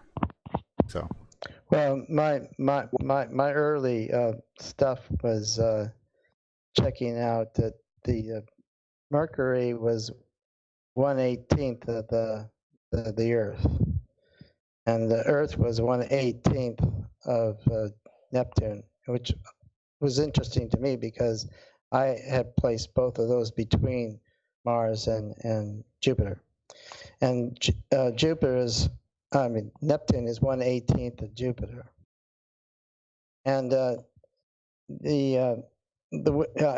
heliosphere is like 18 from Jupiter. So it seems to be that there's quite a correlation with these kind of things. And the other thing, though, to get back to 108, is that Jupiter puts Jupiter puts a direct pressure on the sun of three Earth masses. okay. And the Oh, geez. How did I get that? Well, basically,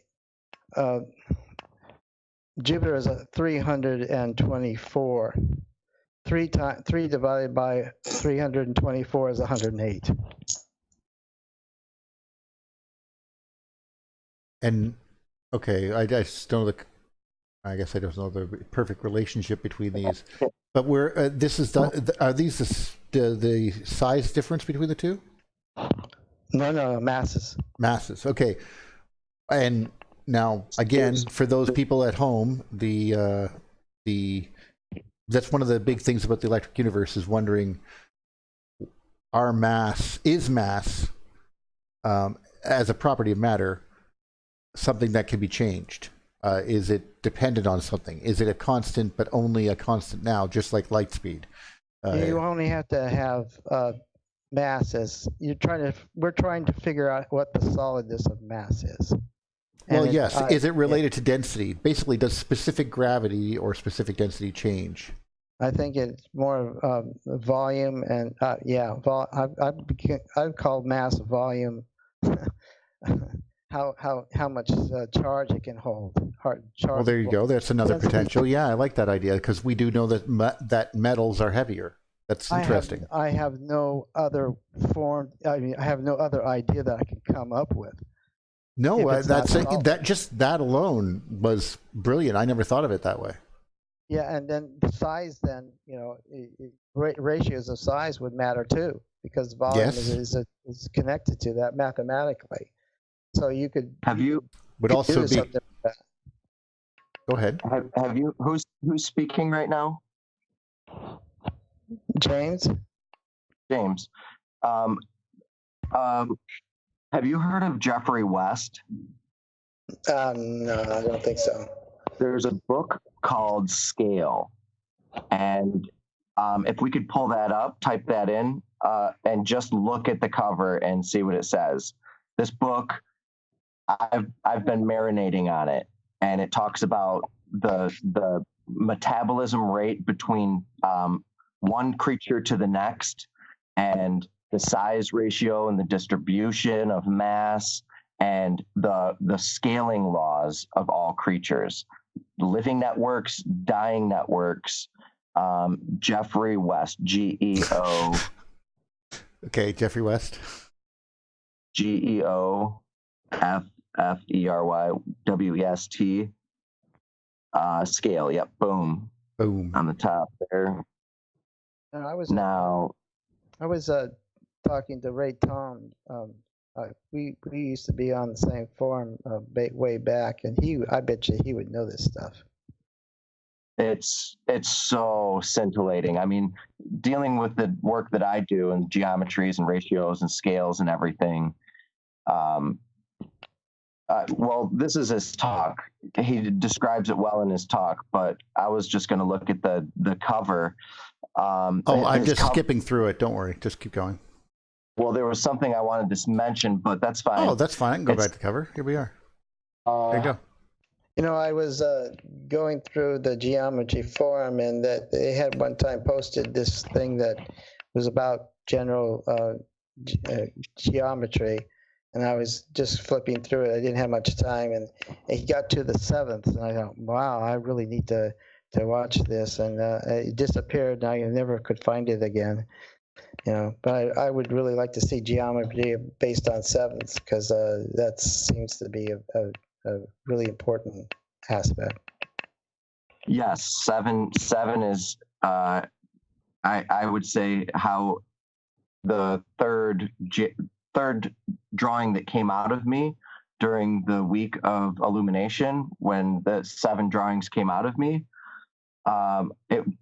all of it was based off of 7. So 3.5 was half of it, and it was just 7 on regular graph paper. That's how the geometry was birthed. So to complement your 7s. But I wanted to mention this title here: The Universal Laws of Life, Growth, Death in Organisms, Cities, and Companies. Now, it's great because everything is broken down into data sets now, and can be broken down into data sets. So there's hundreds of people that work together on this book, and he's like on the top 10 or something list of Forbes most influential people. Because of putting this work together, it helps companies understand their losses, you know, where to optimize their growth and other things like that. But the information is very invaluable in here. It's wonderful. I can't speak highly enough about it. And then it relates to the rest of the planets and the spacing of planets too. Well, I'm more interested in what Jim's spacing versus, well, because there has to be an organizational model. We do know that it could be technically haphazard, as long as it's being controlled by the tails and the potential between them, and you can change, basically, again, change mass. Well, one of the things that I found is that the spacing between Jupiter creates a counterforce that's in the opposite direction, but it's 6 2/3 times further out than so the charge is having that kind of effect on a direct force like gravity, I guess, or whatever it is, pushing on the Birkeland current makes a counterforce that's 6 2/3 times stronger. So whatever that is. That's it. Well, okay. I have to say, buddy, I love I'm fascinated with the idea of universality, and most of the stuff that I sort of gravitate to has some element of commonality or universality to it, and to the extent that you're tapping into sort of the universal geometry of things that function and move and the relation, it's just that's cool stuff. One of the things I really liked about having Terrence Howard on was those conversations where I'm sitting there going, there's a level going beyond him that I mean, he's really into something. I see the same thing with Buddy and his passion for it. So I'm not entirely inclined. Every time I would think that it should be dismissed, or someone says, no, that should be dismissed. Well, it's like astrology or cymatics. I'm like, well, just because you can't imagine the entire desert vibrating didn't mean it didn't happen, and that you just lack imagination. And and we see those cymatic patterns on the Earth, so we should acknowledge that. Same thing here. He sees something. I see connections to other things which other people have seen, and I would be loath to dismiss it out of hand, because I see things that could potentially lead in other directions, and often I have insights just by viewing his work. So could these patterns be seen in the heavens or in the skies as well, like well, in I the think atmosphere? we saw examples of that. Yes, I think we saw in the skies examples of patterns that we imitated. I think we drew them on our clothes, and some of these structures we began to worship and stuff, especially the long-lasting ones. But yeah, Jim was talking about what was in the sky out there, and the thing about a CCF, change in cosmic function, is that it would make different potentials, and the materials themselves would change the kind of characteristics that they had. Metal would not be metal. I talked about this. The copper age, it was the Atlantean age, and I mean, they had chariots with goats pulling them. That's all they needed. Yeah, that's what you could build on a really high. Why would you be so scared of being up on the side of a cliff if you could fall 100 feet and not kill yourself? Well, and the copper was stronger than steel. Well, and it apparently so. Look at the cut marks they made in the rock. And the thing was, or whatever the saws that they had. Well, I know, but they were 2 meters in size and came right to a point. I mean, it's crazy. Yeah, copper was harder than steel because of the environment it was in. Yes, and stone might have been softer, muscles might have been stronger, bones might have been stronger. Of a time when they ran away from these electrical events and the stone had turned soft. All the characteristics of the materials change. everything, including the walls us. fall down. How do you make cement changes? Everything. Everything. You have to start from scratch. So let's imagine that they had all of this technology that we have here operating in that environment. If it's the same thing as if I took this laptop and decided to walk into a power room beside a radio transmitter. Now, I don't know if you know what that would do, but it would immediately arc across this. The amount of radio interference would just arc metal across metal, and this whole thing would fry. Yeah. So because it's in a different electrical environment. Some of those temples are power. Or at least somehow made use of the connection. Yes. No, we still got one that's still working. I've seen potential that they're working, but I didn't see them actually working. No, it's heating. It's heating up. It's generating. Oh, that's that's not working. That's still residual, I think. I mean, it's minorly functioning at best. Yes, but we could figure out how. But if we took it apart, we could never get it started again. Correct. The materials, the function, everything would be changed, and it would take us 500 years to learn how to make another nail. That's what I'm saying. Yes, I agree 100%. The potential, whatever we had to talk about, like that we could bring with us, would, if the Earth had, let's imagine that we went into a Carrington event, just a Carrington event, and it stayed there the whole time. Now, that's the way the Earth is.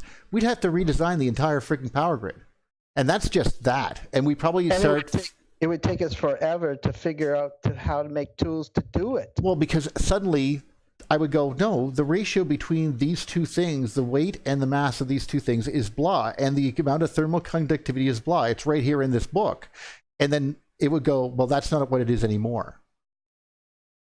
So that's an additional barrier to recovery after a catastrophic event, which really does actually reset the clock for any survivors back to zero. Yeah, if you don't have Rodney McKay and Samantha Carter there, you're effed right in the A.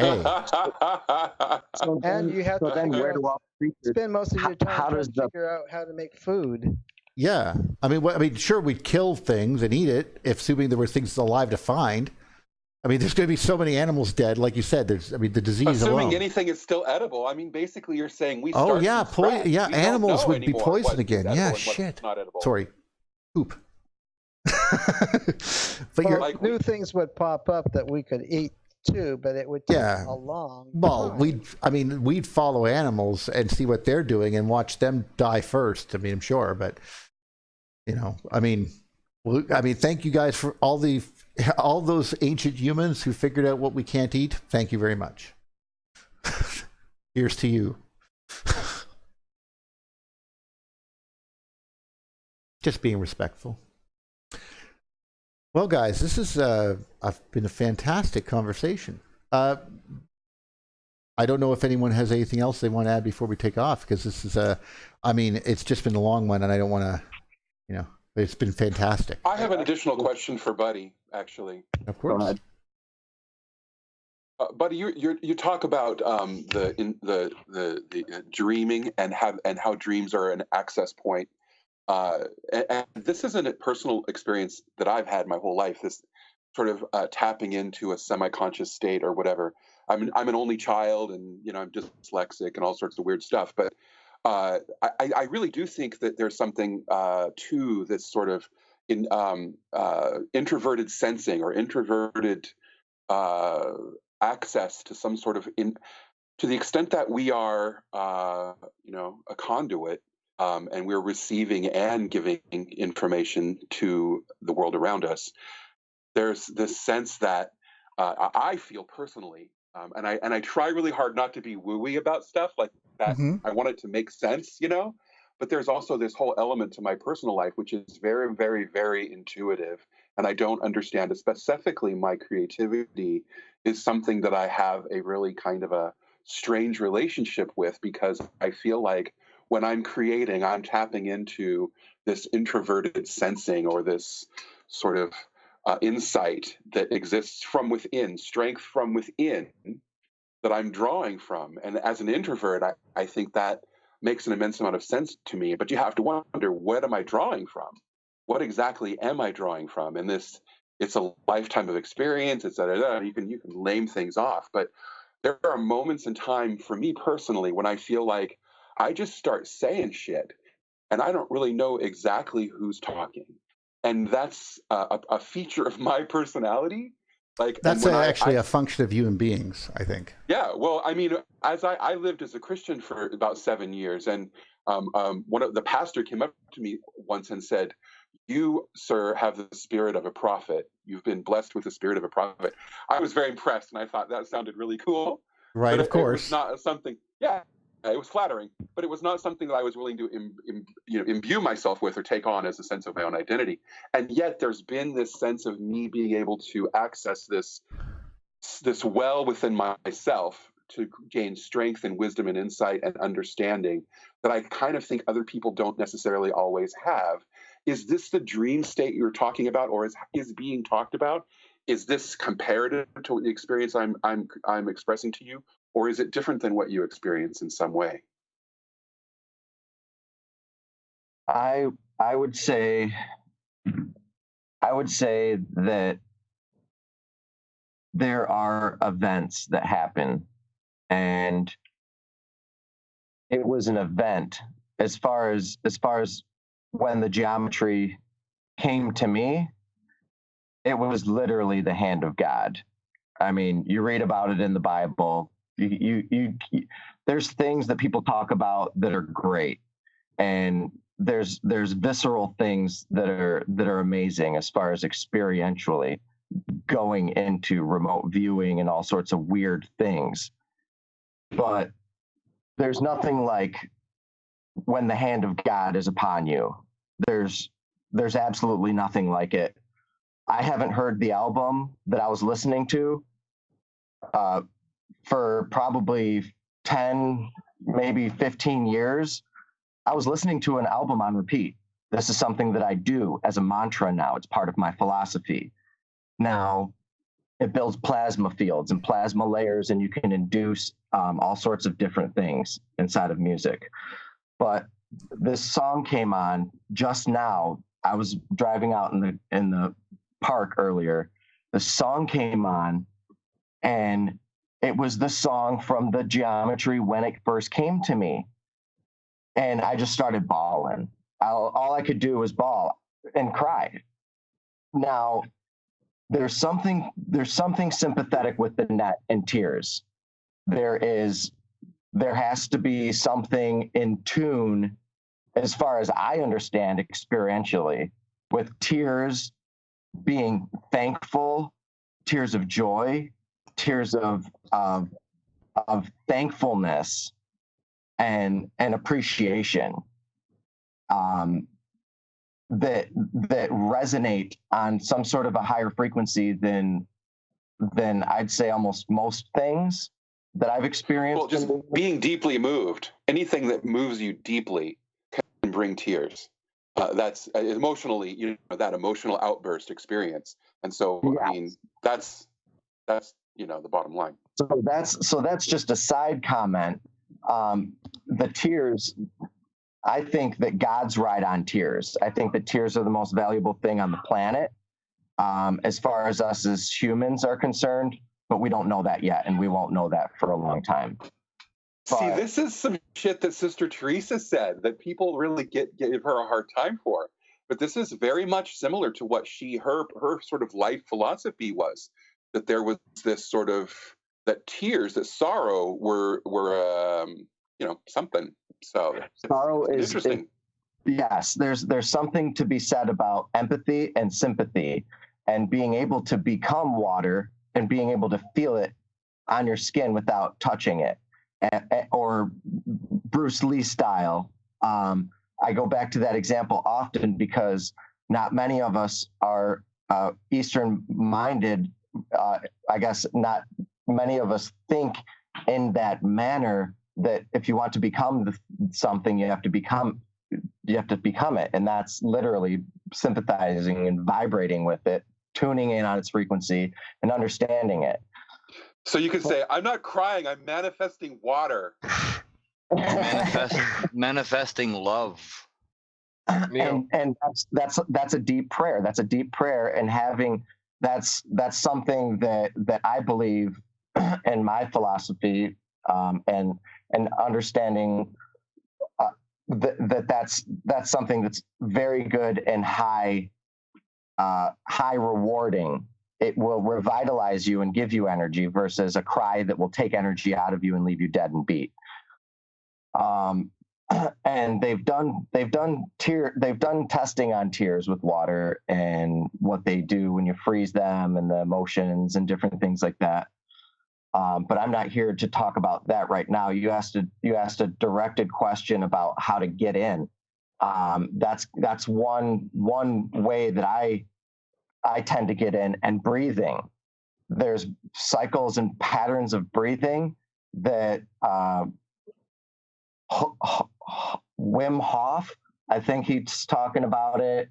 He's literally going viral right now. If you guys haven't heard about the Wim Hof method of breathing, you can tap into your endogenous or whatever it is, the DMT that's already in your brain, and the releasers and the cannabinoid system, the endocrine system, and you can get really, really high off of breathing and out of it. But also, his method makes you superhuman, and this has already been proven.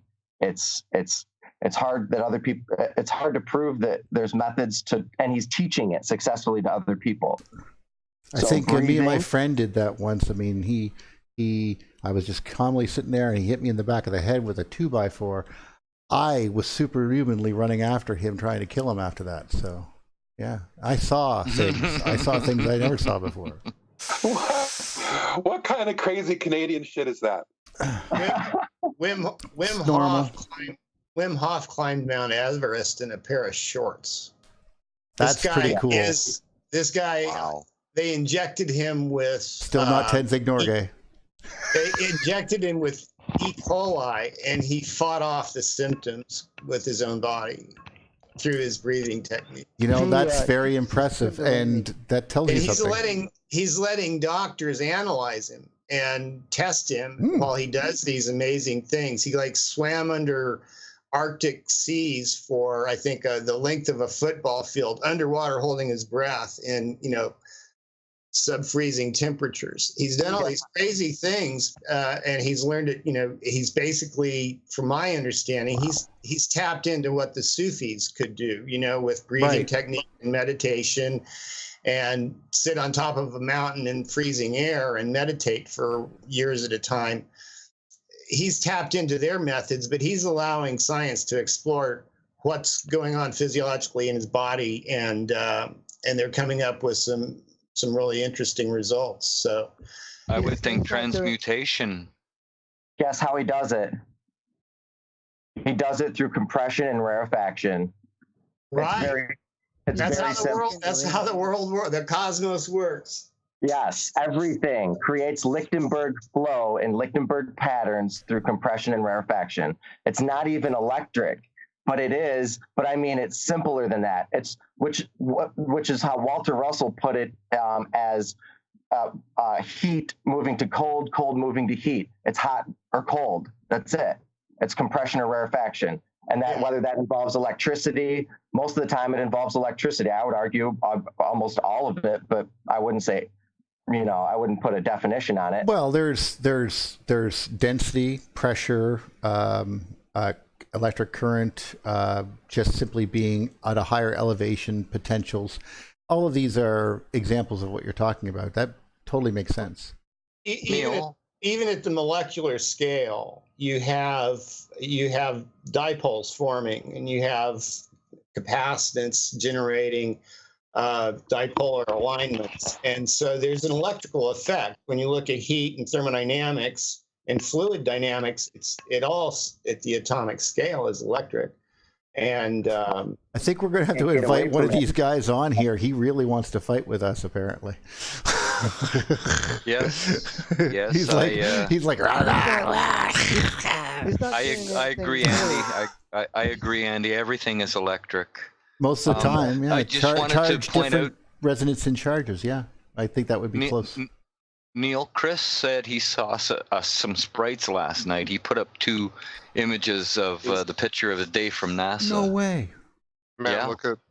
Well, I wish I'd Is seen stillness- sprites, but Is stillness electric? Where's that at? all the way Is at the stillness- bottom. It's in the chat. I'm at the. APOD 1 and 2. Oh, Go to the Just wanted first to one, though. say that Right. Oh. Wolf is not doing anything new. He's running his Kundalini, That's it. and that's that's what the apprentice do. They go up the mountain, they see how much ice they can melt with their body. sorry. So, When I'm looking at this, I'm like looking at a Mass Effect visual, like some creature that's supposed to destroy my planet. I mean, this is real. This is what people No. don't see when they look up at the sky, but this is actually what's connecting the Earth to space. And I think it's so important. Well, one to of kind the layers. Well, Well, yes, what's funny here is it's the exact same thing. As far as I understand, it's the Fractals, exact buddy, same thing. fractals. No, yes, but it's the exact same thing. But it's producing many different patterns. It's one same charge, whether Oh, it's no, moving you're, through. you're right, buddy. You're absolutely right. But let me give you an example to let everyone see sort of what I'm seeing here. Right along this. Go to Chris's next picture. Well, hold You'll on. see the blue sprite the blue jet just below the sprite. Chill. The layer right, let's say right here along that one where it goes from sort of fuzzy to concentrated. Picture that as To lightning, you mean? well, not quite, but close. But you're seeing it because those are not quite lightning. That's sort of more bearded. It's still not very thick atmosphere up there. But the reason I bring that to your attention because when I see that, that's like the layer of the Earth when something goes through the Earth. That would be because this stuff is down in the Earth is much more dense. It contracts things. Each little ball that you would see would be where a geode would form or whatever. And then coming out of the Earth would be these streamers. And this is Gold the ley pocket. lines or whatever. Yeah, those type of things or kimberlite pipes or whatever. That type of idea Wow. is what I see when an event happens. And that happens, if it's happening on space, it is happening in the atmosphere, and it is also happening in the Earth. Those are all levels, and it has to be, the current must be the same for each place it goes through. It cannot be different. That Well, is what a about the rule. blue sprites? Hey, the Blue Neil, jets. I'll go to that now. Go ahead, Andy. Neil, well, the other thing that this also depicts is plants growing, which Yes. the dividing line is the surface of the Earth. Exactly. Just to reinforce exactly what you're saying. Well, It also reminds me of the human nervous system. No, amazing point, Andy. Amazing. The strength of Andy, this. to back up what you just said, there's how it branches into living creatures. Sorry. Go ahead, someone else. No, I was just saying that the Earth is a third, is 5/3 from Jupiter, and it's coming from Jupiter. Probably the red spot is the thing that's running through everything, because Mars and not so much, and the rest of them, they don't have these kinds of. I mean, as strong as we get it. That's all I wanted to say about What, spacing. They don't have sprites, you're saying? No, the activity that we have, Jupiter is the only other planet, I think that's what you're implying, that is active like us. I believe Saturn's very active, and so's Venus, and Venus. Mars obviously has the dust storms go Neptune. across it. Neptune has the strongest winds ever, 2,200 miles an hour, kilometers an hour or something. Yeah, but see, the thing of it is that I'm talking about the inner planet. I meant the inner planets. Oh, sorry. Yeah, because nobody accepts this, I guess. I'm the only one that's saying this, I guess, is that the outer planets are actually orbiting around Jupiter. They're not orbiting around the Birkeland Planet, which is the secondary foci. So for the inner planets, the Birkeland current is our primary. And we kind of almost ignore Jupiter itself. Okay, I see what you're saying. That there is that we're so close to the main current that we are we're basically in its electrical domain, and then there's the asteroid belt, and then beyond the asteroid belt, even though everything is still orbiting the sun, technically they're strongly influenced by the electricity of Jupiter or charge. Or the pushing and the pulling of it, just like the asteroid belts are there. That's what it's doing to the other ones. Because it has tails before and after it, doesn't it? Like of meteors or. Well, if you take the furthest for the outer planets, if you take the furthest distance, it becomes ratios. It becomes even ratios. Okay. Well, I think Jupiter almost matches the sunspot cycle, doesn't it? It's like 11.86 years that it takes to orbit the sun. The sun, so-called. Well, there's an example of it right there. Current or next to it at 20 kilometers per second, and it takes 11 or 22 years for it to travel the length of its heliosphere, or Jupiter's heliosphere, whatever you want to call it. Yeah, well, Jupiter has a. Well, I think that magnetic or the field around Jupiter is what's affecting these. Well, yes, you can see on there. It has it has the two lobes on either side of it, but they're actually asteroid fields in this case. If you're looking at the screen. That also matches the sun's 22-year cycle. Well, yes, because of Jupiter's. Jupiter is basically a bad neighbor. Well, Jupiter is a body that probably was ejected from the sun because it has the same. He travels in a gang. Angle. He's a gang member. Could it have been pulled into the sun's influence first? No, I think it was burst from it by myself. It has the angular momentum of the system, including Saturn, of course. And it's spinning like crazy, like 9 hours its day is. It's impossible for the sun. If the sun was as big as or massive as they say it was, it would have the angular momentum of the system. It doesn't. 9 hours, 56 minutes. Well, it's massive, but I mean, whatever it is, being so highly charged or whatever, is disturbing the alignment of the molecules within it or something to the point where it appears to be hydrogen or is hydrogen or something. But it's, I think what you're saying is that it's just a plasmoid. I think Wall says it's just a plasmoid. I don't know if I agree. Yeah, well, I mean, it has a liquid surface, but it's like I say, it's only 3 Earth masses. Circular, it's hollow. I mean, that's me, and I think the pattern guys. I've heard him say it once. Yeah, well, that's another way to explain it. My idea, or not my idea, but the idea that mass changes with charge would mean it could be just like Don Scott says. You just get rocks. And then the rocks can only deal with so much current, and then they barf out their core in electrical fissioning, and that this process, they can only process so many electrons. And so basically, the reason that gas giants are gas giants, and then of course the sun is the sun, and they appear to be of hydrogen, they appear to be of gas, is that it is just an abstraction of their charge. It's really not. They could just simply be the same as us. There could be no difference between any of them. They're all the same materials, just silicates and metals. Oh yeah, there's no doubt about that. I don't know though, of course. The surface of the sun is definitely liquid metal. I would say iron. It looks like to me, but but that's my thoughts. It could be wrong, of course. You know. Well, I'd say nuclear. Well, it definitely constricts magnetic fields, and that's a property of soft iron. The whole thing does. I mean. It could be why it's in the center in the first place, but